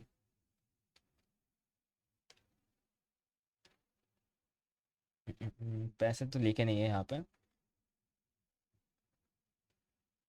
पैसे नहीं लिखे यहाँ पे, लेकिन 50 मिलियन के आसपास कुछ उनका लॉस हुआ है। ठीक है, काफ़ी भयंकर अटैक हुआ है उनका, उनके ऊपर। और ये भी जीरो डे अटैक था कि कैसा अटैक, फिशिंग अटैक नहीं था लेकिन जीरो डे अटैक था। ओके। तो ऐसे नुकसान हो सकते हैं बड़े बड़े। तो ऐसे टाइम पे कंपनी जिसका बजट लो होता है, छोटी कंपनीज, उनका फाइनेंशियल लॉस हो जाता है। मेरे कॉलेज के टीचर को खुद का नॉलेज फ़ोन चलाने आता है और गुस्सा दिखाते हैं। अच्छा, 5 बिलियन हुआ था क्या? ओके, 5 बिलियन हुआ होगा। लेकिन हाँ, मिलियन या बिलियन काइंड ऑफ था। मैं एग्जैक्टली वो पढ़ नहीं पाया था। क्यों नहीं पढ़ पाया था? क्योंकि लेक्चर के दौरान मुझे नोटिफिकेशन आया था, तो मैं कहाँ, बस टाइटल पढ़ लिया, तो याद है मुझे बस। अच्छा, नेक्स्ट चीज़ है रिस्क को समझेंगे कैसे कि कितना रिस्की है करके। अभी तक जो लोग बोर हो चुके हैं, अब मैं तुम्हारे सभी के साथ हूँ जो लोग अभी तक के बोर हो चुके हैं, लेकिन तुम सभी लोग बोरियत में एटलीस्ट ये चीज़ समझ पाए कि रिस्क क्या होता है, थ्रेट्स क्या होते हैं, ऑपरेशनल क्या होता है, समझ पाए। बोर हो गए लेकिन समझ पाए। वैसे ये क्वालिटेटिव एंड क्वांटिटेटिव रिस्क है। अब देखो, सिंपल शब्दों में क्वालिटेटिव और क्वांटिटेटिव शब्द समझाता हूँ, एकदम ही सिंपल। क्यों? क्योंकि ये बहुत भारी लग रहा है सुनने में, लेकिन बहुत सिंपल है इसका मतलब। क्वालिटी पता है? Quality, quality, high quality, low quality, quality कहते हैं ना। बस बस बस, इसमें भी यही होता है, हाई, मीडियम या लो। ठीक है, हाई, मीडियम या लो। वो स्पेलिंग मिस्टेक हो रही है 10 बार, लो। और क्वांटिटेटिव में क्या होता है? क्वांटिटेटिव, इसमें सीधा पैसा, proper numbers, proper numbers. Quantity लिखता हूँ मैं यहाँ पे, ठीक है, नंबर्स लिखता हूँ यहाँ पे। हाँ, तो इसका मतलब ये तो देख लिया। अब एक्चुअल में इसका लॉजिक भी देखते हैं, जो भी इस पे परफॉर्म होने वाला। ओके। तो रिस्क क्या है इसमें, रिस्क क्या है, रिस्क को भी थोड़ा समझ लेते हैं ना।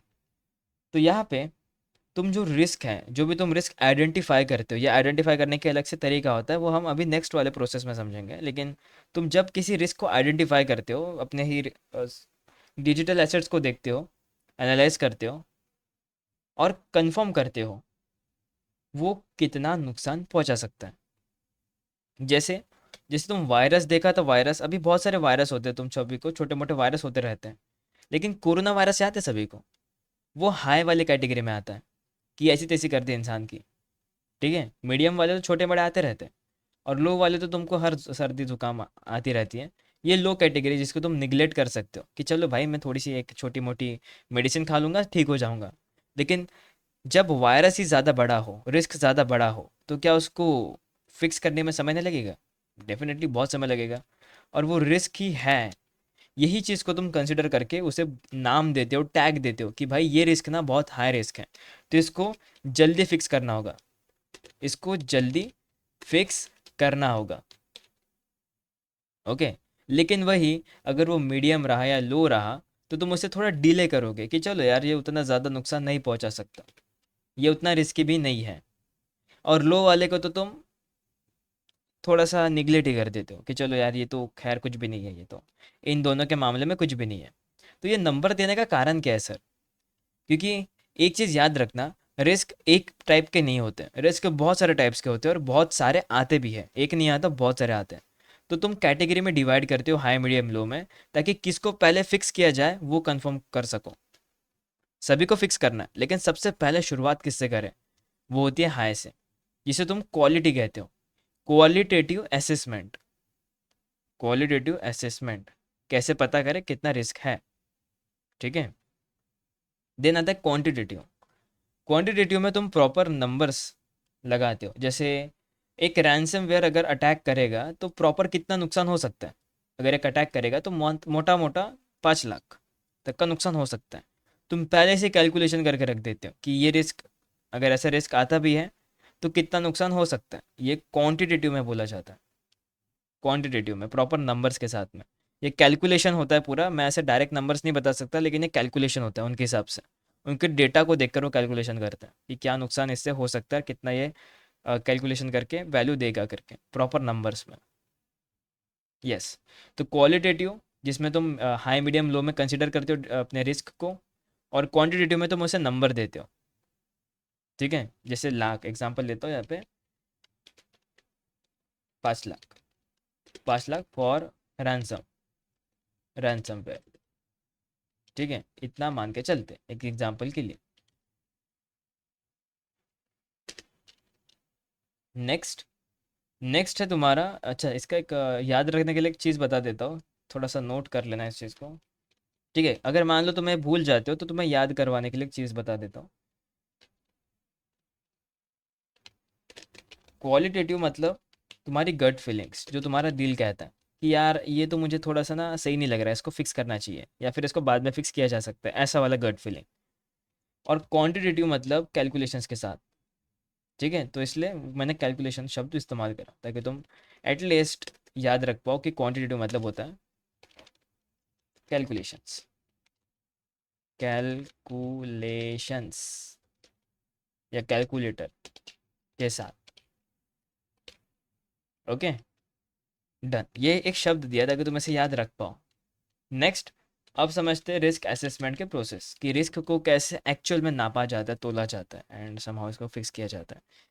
जैसे कोई सामान हो गया, उसको कितने क्वांटिटी कहते हैं, जैसे कोई सामान खो गया, गया उसका वो कितने सामान का, अच्छा डेटा चला गया, डेटा चला गया, अब क्या उसको तो हाई में कंसिडर किया जाएगा ना, डेटा की बात है तो। सर आज के लिए बहुत है, इतना नींद आ रही है। ये टॉपिक ही बोरिंग है, तुम्हारी गलती नहीं है, टॉपिक ही बोरिंग है, लेकिन ज़रूरी भी है ना, इसलिए पढ़ा दिया, ठीक है। बस थोड़ा सा बचा है, थोड़ा सा बचा है, मैं तो इसको वाइंड अप कर दूंगा, डोंट वरी, बस थोड़ा सा बचा है। 4 5, डन। 4 5 6, हाँ बस बस बस, 4 5 6, क्योंकि ये तुम्हें थोड़ा सा लॉस भी तो पता होनी चाहिए ना, बेसिक लॉस। हाँ, ये मैं तुम्हें दोष नहीं दे रहा हूँ, जब मैंने ये पढ़ा था मैं खुद बोर हो गया था, ठीक है, लेकिन ज़रूरी है इसलिए मैं तुम्हें थोड़ा सा बेसिक लेवल पे समझा रहा हूँ, ठीक है। हाँ, इसके बाकी के जो आगे के टॉपिक्स है वो तो एडवांस ही एडवांस है, फिर वो इंसानों की ऐसी तैसी कर देते हैं, लेकिन उसमें मज़ा आता है। काफ़ी कुछ है जो इसमें मज़ा दिलाएगा। नेक्स्ट है रिस्क असेसमेंट प्रोसेस, कि एक रिस्क को कैसे फाइंड आउट किया जाता है, चांस ये प्रॉब्लम को कैसे फाइंड किया जाता है। तो उसके लिए सबसे पहले तुम्हारे पास एसेट्स होने चाहिए, डिजिटल एसेट्स होने चाहिए। क्या चीज़ें प्रोटेक्ट करनी है, तुम्हें पता होना चाहिए कि किसे प्रोटेक्ट करना है और किसे प्रोटेक्ट नहीं करना है। जैसे डेटा हो गया, सर्वर हो गया, अगर तुमने वो पता कर लिया कि इसको प्रोटेक्ट करना है, देन आगे तुम उस पर टेस्टिंग करते हो, फाइंड आउट करते हो कि कोई थ्रेट्स या कोई वीकनेस है कि नहीं सिस्टम के ऊपर या उस डेटा के ऊपर, ठीक है। क्या जो मेरा डेटा है, डेटाबेस है या सर्वर है, ये किससे खतरा, इसे किसे खतरा होगा, ठीक है। इस डेटाबेस को किससे खतरा होगा, इसे तुम फाइंड आउट करते हो, और उसके बाद लाइक्लीहुड गैस करते हो, कितना चांस है या कितना लॉस होगा। मान लो तुम फाइंड आउट करते हो सर्वर के ऊपर डीडोस अटैक हो सकता है, और अगर हो जाता है कितने चांसेस है उसके होने के, और अगर वो हो जाता है तो कितना नुकसान हो सकता है। तो सर्वर डाउन हो जाएगा तो उससे काफ़ी अच्छा खासा नुकसान हो सकता है। ऐसे तुम फाइंड आउट करते हो, देन तुम प्रायोरिटाइज करते हो कि चलो ये तो पहली प्रॉब्लम है, फिर ऐसे करके तुम्हें 3 4 प्रॉब्लम मिल जाती है। 3 4 प्रॉब्लम मिलने के बाद अब तुम उनमें प्रायोरिटाइज देते हो कि सबसे पहले किसको फिक्स करना है, तो तुम उन्हें ये मेथड जो हमने देखे ना क्वालिटेटिव, उसके हिसाब से रैंक करते हो कि हाई कौन सा है, मीडियम कौन सा है और लो कौन सा है, ठीक है। और बस जिसको पहले सुधारना है, जिसको पहले फिक्स करना है, उसके हिसाब से तुम माइटिगेशन स्ट्रेटजीज क्रिएट करते हो ताकि उसे फिक्स कर पाओ। फिक्स करने के लिए प्लान करते हो, दैट्स इट। तो पहले ढूंढो किसे प्रोटेक्ट करना है, फिर जिसे प्रोटेक्ट करना है उसके ऊपर कौन से खतरे आएंगे वो समझो, और वो खतरा अगर आ भी गया तो कितना नुकसान होगा वो समझो। देन वो समझने के बाद सबसे पहले किसे फिक्स करना है वो देखो, एंड फिर फिक्स करने के लिए प्लान बनाओ, फिक्स कैसे करोगे करके। अगर ये आपने जस्ट टू डू लिस्ट बनाई होगी कभी ना कभी कि मुझे ये करना है, ये करना है, ये करना है, बस इसका ये एडवांस वर्जन है हैकर्स के लिए। ऐसे ऐसे फिक्स किया जाएगा करके, सेम प्रोसेस बाय प्रोसेस चलता रहेगा। देन आते हैं कुछ स्ट्रेटजीज। हाँ बस बस बस, फिफ्थ पे पहुंच गए, फिफ्थ पे पहुंच गए। Okay okay okay, finally finally. अब रिस्क माइटिगेशन मतलब कि रिस्क को कम से कम कैसे करेंगे। देखो रिस्क कभी हटता नहीं है। रिस्क कभी नहीं हटता, कभी नहीं हटता। घर पे बैठे बैठे भी रिस्क है तुम्हारे पास, क्या पता तुम बैठे हो तुम्हारे ऊपर पंखा गिर जाए। मजाक कर रहा हो लेकिन ऐसा हो सकता है ना। और मान लो पंखा नहीं गिरेगा, तुम नीचे गिर जाओ, भूकंप आ जाए, जमीन हट उठ जाए, मोबाइल फूट जाए, स्क्रीन। हो सकता है ना, रिस्क कम नहीं होता, रिस्क बंद नहीं होता, कम हो सकता है। पंखा पंखा यानी फैन फैन फैन, ठीक है। ओके, ऐसे रिस्क होते हैं, रिस्क तो अवॉइड कर सकते हो। ऐसी जो चीज़ है जो रिस्कफुल हो सकती है उसे अवॉइड करो, जैसे किसी लिंक के ऊपर क्लिक करना, है ना, किसी भी पीडीएफ को ओपन करना, किसी भी व्यक्ति पर भरोसा करके उसका डेटा उसको डेटा दे देना, स्कैम कॉल में फंस जाना। ऐसे जो रिस्क लगते हैं उसे अवॉइड कर दो, क्योंकि तुम उसे कम तो नहीं कर सकते लेकिन अवॉइड कर सकते हो। ठीक है, बिल्कुल। जैसे तुम्हें पता है कि अगर मैं हेलमेट नहीं पहनूंगा पुलिस पकड़ लेगा, तो पहन लेता हूँ ना, क्यों रिस्क लेना है, पहन लेता हूँ, सिंपल। नहीं होता रिस्क रिडक्शन, कि मान लो फंस गए, यहाँ पे तुम बस रिस्क को कम करते हो। कैसे? अपने सिस्टम पर एंटीवायरस लगाकर या टू स्टेप वेरिफिकेशन को ऑन करके। क्या पता तुम्हारे हाथों से किसी लिंक के ऊपर क्लिक हो जाए तो वो बोलेगा लॉगिन करो, तुम लॉगिन भी कर लोगे, लेकिन एंटीवायरस होने के कारण वो इसे मलेशियस समझकर ब्लॉक कर देगा। जो तुम्हारा रिस्कफुल काम था वो कम हो जाएगा। अब जो तुम्हारे ऊपर पहले रिस्क था, क्या रिस्क था, कि भाई कोई भी तुम्हें आराम से हैक कर लेगा, कोई भी हैक कर लेगा। कंपनी कंपनी को ऐसे ही लगता है कि हमारे एम्प्लॉयज़ बहुत होशियार भी है लेकिन बहुत सारे डम्ब भी होते हैं, मतलब उनको ध्यान नहीं रहता। तो इस चीज़ के लिए वो क्या करते हैं, एंटीवायरस लगा के रखते हैं, फायरवॉल्स लगा के रखते हैं, ताकि ऐसी चीज़ें आए ही ना, अगर आती है तो कम हो जाए। ठीक है, बस बस रिस्क को कम करना होता है, और हटा तो नहीं सकते, कम कर सकते हो। ठीक है। जो होता है ट्रांसफ़र करना, इंश्योरेंस खरीद लेना और इंश्योरेंस कंपनी पर डाल देना, इस प्रकार से समझ लो। साइबर इंश्योरेंस भी होता है। यस, तुम उसे खरीद सकते हो, साइबर इंश्योरेंस। फ्रॉड हो जाए तो वो कंपनी मदद करेगी।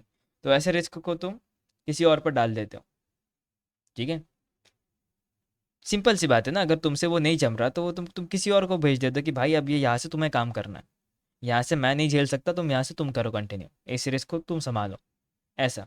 तो बहुत बार कंपनीज इंश्योरेंस कंपनीज के ऊपर डाल देती है कि ये हरकतें हो चुकी है, तो फिर इंश्योरेंस कंपनी देखती है बाकी का सब कुछ।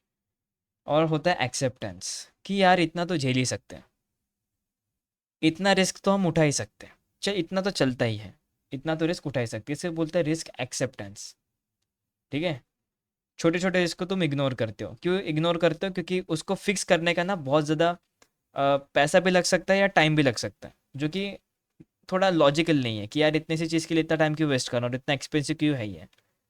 छोटी सी चीज़ है लेकिन बहुत महंगी पड़ी जा रही है, तो फिर तुम उसे छोड़ दो कि जान दो इतना तो झेल लेंगे, उसको इग्नोर कर देंगे।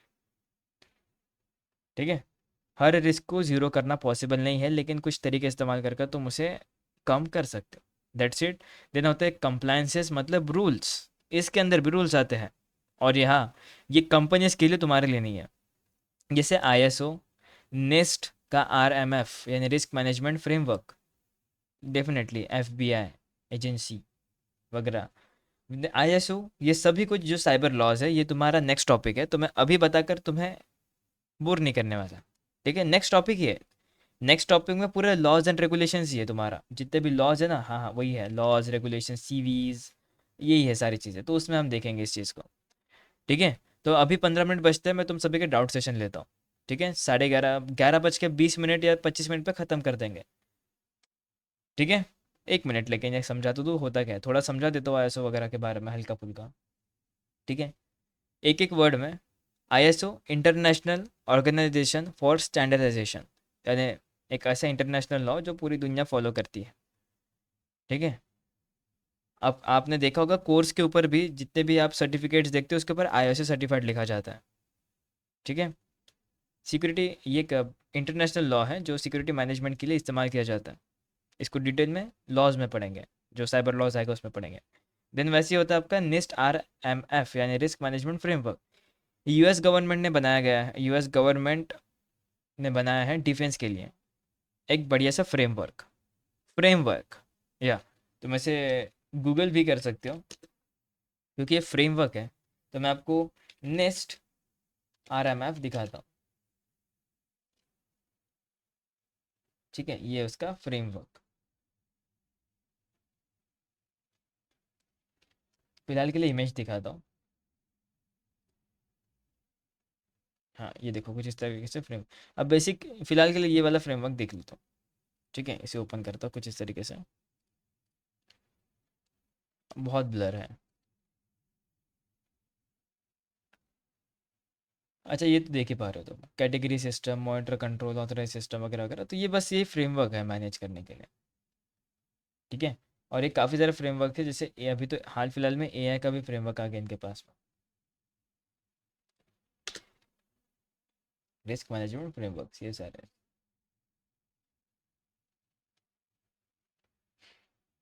Prepare, category, select, implement. ठीक है, प्रिपेयर पे क्लिक करोगे तो फिर तुम्हें बताएगा प्रिपेयर के लिए क्या ऑप्शन है करके। ठीक है, अब ये पूरा फ्रेमवर्क है, पूरी डिटेल्स इसमें बताई गई है।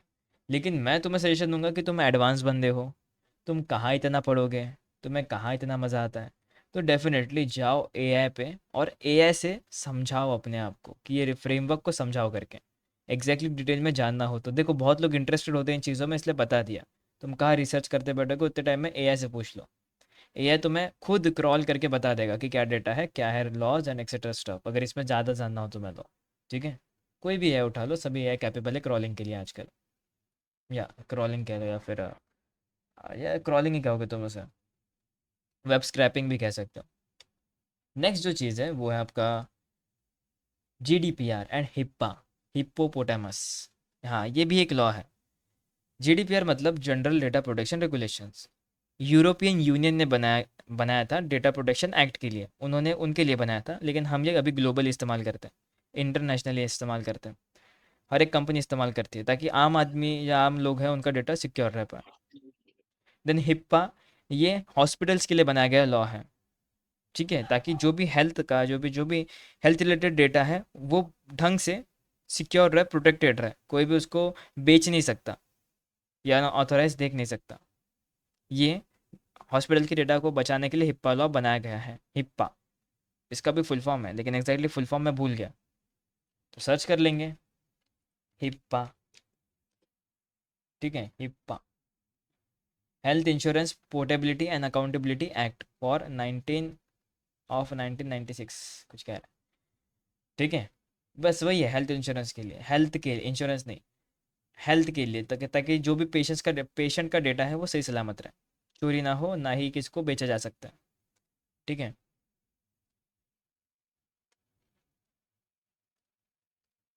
Next PCI DSS credit card के लिए बनाया गया लॉ है। क्रेडिट कार्ड के लिए बनाया गया लॉ है। ठीक है, मतलब ये बेसिकली क्रेडिट कार्ड कंपनी के लिए ही है। ठीक है, एंड लास्ट आती है कुछ केस स्टडी। अब केस स्टडी में एक बहुत बड़ा रिस्क आया था वानाक्राई रैंसमवेयर का, तुम्हें शायद इसके बारे में पता हो। ये इसलिए आया था क्योंकि बहुत सारी कंपनी ने रिस्क को समझा ही नहीं। एक रिस्क था जिसका नाम था SMB प्रोटोकॉल। ठीक है, ये प्रोटोकॉल इसका काम है सर्वर, इसका फुल फॉर्म है सर्वर मैसेज ब्लॉक, शेयर करने के लिए डेटा को। ये था अनपैच, मतलब ये वल्नरेबल था। अनपैच मतलब कि ये पहले से बग था इसके अंदर, एक तो प्रॉब्लम थी, लेकिन बहुत सारे कंपनी ने इसको इग्नोर करा, बोला कि इसको बाद में अपडेट करेंगे। अपडेट करना चाहिए था ना चुपचाप, नहीं, उन्होंने अपडेट नहीं करा, और इसीलिए उन्होंने अपडेट नहीं करा। और पता है, अपडेट ना करने के कारण उनके सिस्टम पर एक रैंसमवेयर अटैक हुआ। अब अटैक तो सभी सिस्टम पे हुआ, लेकिन सक्सेसफुल अटैक उन्हीं सिस्टम पे हुआ जिनके ऊपर एसएमबी वल्नरेबल था। लेकिन जिन जिन लोगों ने उसको अपडेट करा उसके ऊपर ये अटैक हो ही नहीं पाया, क्योंकि उन्होंने अपडेट करा था ना, डेफिनेटली इसलिए। लेकिन जिन जिन लोगों के सिस्टम में गया, उनके एस्टिमेट अगर पकड़े तो 500 करोड़ के आसपास, आई गेस। हाँ, 500 करोड़ ही है, एग्जैक्ट नंबर किसको याद रहता है, लेकिन 500 करोड़ के आसपास डैमेज हुआ था। इनफैक्ट हॉस्पिटल तक डाउन हो गए थे इस चक्कर में। हॉस्पिटल तक डाउन हो गए थे, तो सोचो कितना बढ़िया, कितनी बड़ी चीज़ है ये। वोनोकरा नाम का रैंसमवेयर 2017 में आया था मेरे हिसाब से। ठीक है, हाँ ये याद है 2017 में। And done. इससे हमें क्या सीखने को मिलता है कि भाई कुछ चीज़ें अपडेट करने में ही भलाई है, सबको इग्नोर करोगे तो प्रॉब्लम हो जाएगी। ठीक है। ऐसा नहीं, कभी ऐसा हुआ है कि विंडोज़ में तुम अपडेट कर रहे हो, तुम्हारे सामने ग्रीन लाइन इशू आ जाए? ऐसा हुआ है कि मान लो ऐसे स्क्रीन और ऐसे ग्रीन लाइन आ जाए सीधी सी? ऐसा हुआ है? कभी नहीं हुआ है। आती नहीं है। मेरी स्क्रीन पे भी नहीं है अभी तक के, कभी देखा नहीं आई है अपडेट करने से। क्या मतलब कि तुम्हें दिख रहा है? नहीं है वो। ठीक है। तो ये है, तो अपडेट किया करो एटलीस्ट। हाँ, कभी कभी कुछ सिस्टम करप्ट हो जाता है, लेकिन पहले चेक कर लो कि वो अपडेट सही है कि गलत है करके। You can search it on Google. वैसे भी विंडोज़ 10 के अपडेट्स तो आने से रहे, तो विंडोज़ 11 के अपडेट्स आएंगे अभी। ठीक है। जो भी हो, क्या आप सभी को रिस्क मैनेजमेंट समझ में आया? भले ही नींद में हो गए तुम आधे से ज़्यादा, लेकिन ये बस एक ऐसा फ्रेमवर्क है जो आपको सिखाता है रिस्क को कैसे समझा जाता है, एनालाइज किया जाता है, और इसको समझकर कि कैसे हम कंपनीज को बचा सकते हैं। ये आपके पोटेंशियल को बढ़ाता है कि आप में कैपेबिलिटी है कि नहीं है रिस्क को समझने की, या बस आप भी उन्हीं लोगों में से हो जो इसको इग्नोर करके चला गया। ये समझाता है रिस्क। ओके, देन बढ़ते हैं लॉस के ऊपर, साइबर लॉस के ऊपर। इसकी पीडीएफ मिल जाएगी, बाकी सबको क्लियर है? मुझे बस बहुत कम लोगों के रिप्लाई है। बहुत लोग हैं, थोड़ा आलस मत करो, मैं तुम्हारे माइक्स भी ऑन रखा हुआ, एटलीस्ट माइक पे बता सकते हो। ओके बढ़िया। जो अभी तक लेक्चर उसके रिकॉर्डिंग्स वीडियो मिल जाएगा, डोंट वरी सो मच, मैं भेज दूंगा आपको। परफेक्ट। अगर आपको सब कुछ समझ में आ गया, मतलब मोटा मोटा, देखो आपको रटना नहीं है, बस बेसिक लेवल पे समझना है, क्योंकि जब हम रियल प्रैक्टिस करेंगे तो वो और ये बहुत अलग है। ये जब आप कंपनी में जाओगे तब आपको ज़्यादा इस पे फोकस करना होगा। फिलहाल के लिए आपको ये थोड़ा थ्योरी नॉलेज के लिए दे दिया कि पता होना चाहिए, एटलीस्ट पता होना चाहिए, भले ही अभी काम नहीं है लेकिन पता होना चाहिए, इसलिए मैंने आपको थोड़ा सा लॉजिकली बता दिया। ठीक है। अब हम लैब्स वगैरह सॉल्व करेंगे तो उसमें अलग काम पड़ेगा इसका। ये कंपनीज में ज़्यादातर इस्तेमाल किया जाता है, तो जब कंपनी में जाओगे तब इसका महत्व करेगा तुम्हें, महत्व समझेगा तुम्हें, इंपॉर्टेंट समझेगा तुम्हें। ठीक है, हिंदी मराठी मिक्स हो गई गलती से। यूएस ने बनाया है तो यूएस में होना नहीं, ये ग्लोबली है। ऐसे कुछ लॉज होते हैं जो ग्लोबली, जैसे इंडिया में आईटी एक्ट होता है। आईटी एक्ट, इंडिया में आईटी एक्ट चलता है ज़्यादातर इंडिया का। ठीक है। ये नेशनल लॉ है। इंटरनेशनल लॉ तुम्हारा जीडीपीआर, हिप्पा, या फिर वो आईएसओ, ऐसे। तो बस इतना ही रखते, सेशन को ज़्यादा बड़ा नहीं करते। How help me to crack OSCP, दोस्त अच्छी मेहनत करती पड़ती है कश्यप, उसमें बहुत मेहनत करनी पड़ती है उसमें। It's not easy to crack OSCP, क्योंकि ये एडवांस पेनिट्रेशन टेस्टिंग कोर्स है। वो ये नहीं, वो बहुत एडवांस है, तो बहुत भारी मेहनत करनी पड़ती है उसके लिए। हिंदी इंग्लिश में पढ़ाओ सर, तो वही तो पढ़ा रहा हूँ दोस्त, वही तो पढ़ा रहा हूँ मैं। अब कैप्शंस लगाऊँ नीचे में? रिस्क को कैसे पहचानते हैं सर? रिस्क को कैसे पहचानते हैं? उसे एनालाइज करके, स्कैन करके। ऐसे मान लो ये नॉर्मल सा डेटा पड़ा है, अच्छा चलो देखो, ये मेरे पास एक नॉर्मल सी फाइल पड़ी है। रिकॉर्डिंग्स बंद हो गई क्या बैकग्राउंड में? नहीं, चल रही है, चल रही है। मान लो मेरे पास कुछ ऐसे पेजेस पड़े हैं। अरे, ये मेरे पास कुछ ऐसे फोल्डर्स पड़े, फाइल्स पड़े। क्या लगता है ये फोल्डर और फाइल, मतलब क्या ये फोल्डर या ये फाइल रिस्की है? नहीं है। रिस्क है या नहीं है, हमें यही नहीं पता कि ये रिस्क है कि नहीं है करके। तो सबसे पहले मुझे इसको स्कैन करना होगा। स्कैन करने के बाद मुझे कुछ रिजल्ट मिलेगा, कुछ तो मिलेगा जिससे मैं इसको ये कैटेगरी में डिवाइड कर पाऊँ कि ये रिस्क बहुत ज़्यादा है या इसका रिस्क बहुत कम है। ठीक है। फिर ऐसे करके मैं दूसरों को ढूंढूंगा। ठीक है। सब कुछ कंफर्म होने के बाद मैं इसके पास फिर से आऊँगा और फिर देखूंगा सबसे ज़्यादा प्रायोरिटी पे कौन है, हाई वाला, लो वाला या मीडियम वाला। अगर हाई वाला पहले है तो उसको फिक्स करूंगा सबसे पहले, बिना बाकी को ध्यान दिए सबसे पहले फिक्स करूंगा हाई वाले को। तो एनालाइज करने के लिए हम कुछ सॉफ्टवेयर का इस्तेमाल वगैरह करते हैं, जैसे एंटीवायरस ही होता है, ज़्यादातर एंटीवायरस ही कर देते हैं। अगर तुम्हें मैनुअली इंस्पेक्शन करना हो तो तुम्हें मैनुअल इंस्पेक्शन करने के लिए बेसिकली वही सॉफ्टवेयर चाहिए, ठीक है। या तुम इसे जस्ट गूगल पे, क्रोम पे अपलोड कर सकते हो, वायरस टोटल जैसी वेबसाइट्स पे, जो खुद एनालाइज करते हैं। अगर और ज़्यादा डिटेल्स में एनालाइज करने तो इसकी कोडिंग पढ़नी होगी, फिर थोड़ी सी कोडिंग करनी होगी हल्की फुल्की, ठीक है, हल्की फुल्की, समझ पाओ। वरना एंटीवायरस है तुम्हारे पास तो तुम्हें उतनी मेहनत करने की ज़रूरत नहीं है फ़िलहाल। रिस्क ये सिर्फ सॉफ्टवेयर का नहीं होता है, ये इंसानों का भी हो सकता है, ये किसी नेटवर्क का भी हो सकता है। ओके, तो नेटवर्क पे एनालाइज कर सकते हो आप यूजिंग सम वायर शार्क जैसे टूल्स, इस पे आप एनालाइज कर सकते हो। ये एनालिसिंग के लिए टूल है बेसिकली, इसका नाम ही नेटवर्क एनालाइजर है। तो इसका काम भी वही है, नेटवर्क को एनालाइज करना है। देखो इतने सारे पैकेज आते रहते हैं, तुम किसी भी पैकेज के ऊपर क्लिक करो और अरे रुक जा, रुक जा, हाँ, क्लिक करो और उसे देख लो, just like use follow button and go. अब ये थोड़े दिखने में भारी है क्योंकि ये यूडीपी टर्म का इस्तेमाल कर रहे हैं, ठीक है, ये यूडीपी का इस्तेमाल कर रहे हैं फिलहाल। तुम कन्वर्ट भी करोगे स्टिल नहीं पढ़ पाओगे, ठीक है। तो इसे तो नहीं पढ़ पाओगे, लेकिन इधर तो पढ़ सकते हो ना, कि क्या हुआ है, क्या गया है, डेटा किधर गया है, कौन सा गया है, यहाँ पे भी पढ़ सकते हो। तो ये एनालिसिंग का फिलहाल आने का है, अपने आप पे इतना प्रेशर मत डालो। ये आने का है फिलहाल, ठीक है, जब ये आएगा तो मैं इसको भी पढ़ाऊंगा काफ़ी, ठीक है। अगर अपने सिस्टम पे कोई अटैक हो तो कैसे पता करें, हर बार की तरह, हर बार की तरह आपको चेक करना होगा कि ऐसा कोई सॉफ्टवेयर जो बैकग्राउंड में चल रहा है जिसको आप नहीं पहचानते। सबसे पहले तो एंटीवायरस चलाओ, एंटीवायरस खुद पता कर लेते हैं। मान लो एंटीवायरस चलाने के बाद भी कुछ नहीं रहता, आपको खुद पे ही शक है, आपकी गट फीलिंग कह रही है कि कुछ तो अजीब सा मेरे सिस्टम पे हो रहा है, आप मैनुअली चेक करो सर्विसेज में जाकर, एक एक करके चेक करो अगर आपको लगता है तो, वरना एंटीवायरस खुद ही ढूंढ देता है इन चीज़ों को, ठीक है। लेकिन इंसान में क्यूरियोसिटी होती है जानने की, तो मैंने बता दिया कि आप ऐसे मैनुअल जाकर एक एक सॉफ्टवेयर को देख सकते हो। इस केस में अगर मैंने अपना ये सॉफ्टवेयर चला दिया, इसका मैं कॉपी कॉपी बनाता हूँ, ठीक है, कॉपी बनाता हूँ और यहीं पे पेस्ट कर देता हूँ, ठीक है। कॉपी बनाया, पेस्ट कर दिया, और अब मैं इसको रीनेम, देखो इसको चालू करने से पहले एंटीवायरस ने इसको डिलीट कर दिया, देखो, पेस्ट करा, ये रहा सॉफ्टवेयर, डिलीट कर दिया एंटीवायरस ने। तो ऐसे एंटीवायरस रहे तो तुम्हें एनालिस वैनालिस करने की कोई ज़रूरत नहीं है, ठीक है। हाँ, तो मैं थक गया और तुम भी थक गए। कुछ डाउट है किसी को? और blue team versus red team, ज़्यादा स्कोप किस में है? दोनों में है दोस्त। आपको क्या अच्छा लगता है, कौन सी चीज़ को आप निपटा पाओगे अच्छे से, आपके इंटरेस्ट बताओ। पैसे दोनों में अच्छे खासे हैं, ब्लू में है इंटरेस्ट, ब्लू के साइड जाओ, शौक समझो वगैरह वगैरह चीज़ें हैं उसमें। नो डाउट, बढ़िया, करे वाइंड अप। चलो फिर तो सर हाँ बोलो। सर जो CIA है, जो साइबर सिक्योरिटी है, ऑफेंसिव सिक्योरिटी टूल है, मतलब कैसे वर्क करेगा?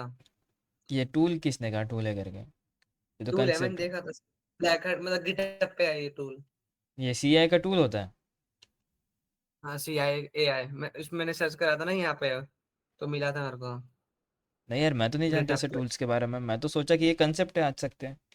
नहीं, टूल है सर, मैंने देखा। मतलब पूरी सब दे रही है फाइल, उसमें लिनक्स में इंपोर्ट होता है सब, काली लिनक्स में डलती है सारी। ओके ओके, अच्छा है, लेकिन मैं नहीं जानता दोस्त इसके बारे में फ़िलहाल, क्योंकि मैंने तो बस कंसेप्ट सिखाया है। एक्चुअल में टूल होगा हाँ, भी तो भी कोई फ़र्क नहीं पड़ता, ठीक है, सीआई का नहीं टूल। मतलब उसमें ये बग बाउंटी का मतलब वो होता है, बग बाउंटी ऑटोमेटिक मतलब फाउंड करेगा, वल्नरेबिलिटी फाइंड करता है मतलब ऑटोमेटिक। तो वो सी, क्या लिखा था आपने, बताना ज़रा। CAI उसमें सी है ए गिटहब पे, आई या तो उसमें मिल जाएगा, वेबसाइट है सर, टूल गेट, HTTPS। अच्छा। तो आपने सी ए आई सर्च करा है ना, हाँ, और हमने क्या पढ़ा है? आपने आपने CIA हाँ, ट्रेड। तो दोनों में कितना फ़र्क है? वो तो फर्क है सर, मैं तो वो पूछ रहा ना, तभी तो साइबर सिक्योरिटी आएगा। तो ये अलग चीज़ है, हाँ, ये अलग चीज़ है, सी ए आई अलग चीज़ है, ये ए आई के लिए है, उसमें ढूंढने के लिए, नहीं उसके है, अंदर के बग्स के लिए। यहाँ पे कहीं पे भी नहीं नहीं। लिखा है दोस्त, ये कहीं पे भी नहीं लिखा है, सी आई कहीं नहीं लिखा है यहाँ पे। ये ए आई सिक्योरिटी फ्रेमवर्क के लिए बनाया गया है। ये आपने पढ़ा नहीं मेरे हिसाब से, लेकिन आप देखो, पढ़ लो यहाँ पे, framework for security, A I security, ना कि नॉर्मल सिक्योरिटी। तो ये ए आई मॉडल्स के लिए वर्क करेगा, if अगर आपको इसको यूज़ करना है तो। सपोर्ट नहीं सर, फॉर ओपन एआई। जब मैंने टोर ब्राउजर पे सर्च करा था ना, मतलब टोर ब्राउजर पे, वहीं पे मेरे को मिला था मतलब ये। क्रोम पे सर्च करना दोस्त अगली बार से। टोर ब्राउज़र पे क्यों जा रहे हो ऐसी चीज़ों के लिए? ठीक है? और एक और चीज़, ओके। आपने बहुत सही चीज़ फाइंड आउट करी है जो कि है CAI। हालाँकि हम पढ़ CI रहे थे, लेकिन ये भी अच्छी चीज़ है। आप ये इसका मेन कंसेप्ट यही है कि एआई सिक्योरिटी के ऊपर इन्होंने एक फ्रेमवर्क बनाया है। जैसे आप यहाँ से पढ़ सकते हो या फिर उनका टूल यूज़ कर सकते हो, देख सकते हो। या चाहो तो इमेज से भी पढ़ सकते हो। ये रहे उनकी कोडिंग, एसएच फाइल डेफिनेटली ऐसे तुम देख सकते हो एसएच फाइल। नहीं देखना है ऐसा तो रीडमी फाइल को पढ़ लेना, ये वाला है। उसमें वही स्ट्रक्चर फॉलो किया जाता है जो तुम यहाँ पे देखते हो। और सर एक और मतलब वेबसाइट है जो मतलब ये गूगल पे ही है, ये black hat hacking.com। Ethical, black hat ethical hacking. Black hat होकर एथिकल हैकिंग हो गया, वाह क्या बात है। ब्लैक हैट एथिकल हैकिंग है, मतलब वेबसाइट का ओके पूरा नाम ओके वो है, ओके, देखना तो आप। ये है ब्लैक ऊपर हैट एथिकल हैकिंग नीचे की वेबसाइट, ओके। नीचे नीचे नीचे। हाँ, उस पे मतलब बहुत सारे वो दे रखे हैं टूल्स। Nice nice. खैर ये सभी ओपन सोर्स चीज़ें हैं, इफ अगर आप चाहो तो हाँ, इसे ओपन देख सोर्स सकते है। हो। ठीक है, लेकिन मैं इसकी गारंटी नहीं देता कि सभी अच्छे हैं बुरे हैं, क्योंकि मैंने इसको टेस्ट नहीं करा है। हालांकि जो टेस्ट किया है वो सब कुछ मैं बता दूंगा जो जो मैंने टेस्ट किए टूल्स, लेकिन टूल्स मिलते हैं, आप इसे ये गिटहब आइसोलेटेड पे, डिवाइस में चेक करना। ये गिटहब पे मतलब इसकी फोक्स फाइल मतलब बहुत सारे मतलब लोगों ने उसको वो कर रखा है। अच्छी बात है मैंने चेक दोस्त, करा था। बढ़िया बढ़िया। लेकिन आपने चेक करा है ना, फिर सही है, लेकिन फिर भी हाँ। कोई गारंटी नहीं है चीज़ों की। बहुत सारे वेबसाइट्स बनते हैं ऐसे, और वो कितनी पुरानी वेबसाइट है आप जानते हो? नहीं, पता करके देखते हैं कितनी पुरानी वेबसाइट है करके, तो आइडिया लग ही जाएगा। ये फुट प्रिंटिंग में सिखाऊंगा तुम्हें मैं कैसे फाइंड आउट करते करके। ठीक है? इस केस में ये वेबसाइट पुरानी 2016 की, 10 साल पुरानी वेबसाइट है, चलो फिर अच्छी है। 10 नहीं, 9 साल पुरानी वेबसाइट तो अच्छी है, ओरिजिनल वेबसाइट है फिर। ठीक है, खैर अब वाइंड अप, तो मैं आज के लिए इतना ही। आई होप कि आप सभी को सेशन समझ में आ गया होगा। तो मिलते हैं किसी नए लेक्चर में किसी नए टॉपिक के साथ। This is your coach Prithvi Barapatra, signing off. जय हिंद and happy hacking. Good night रह गया था।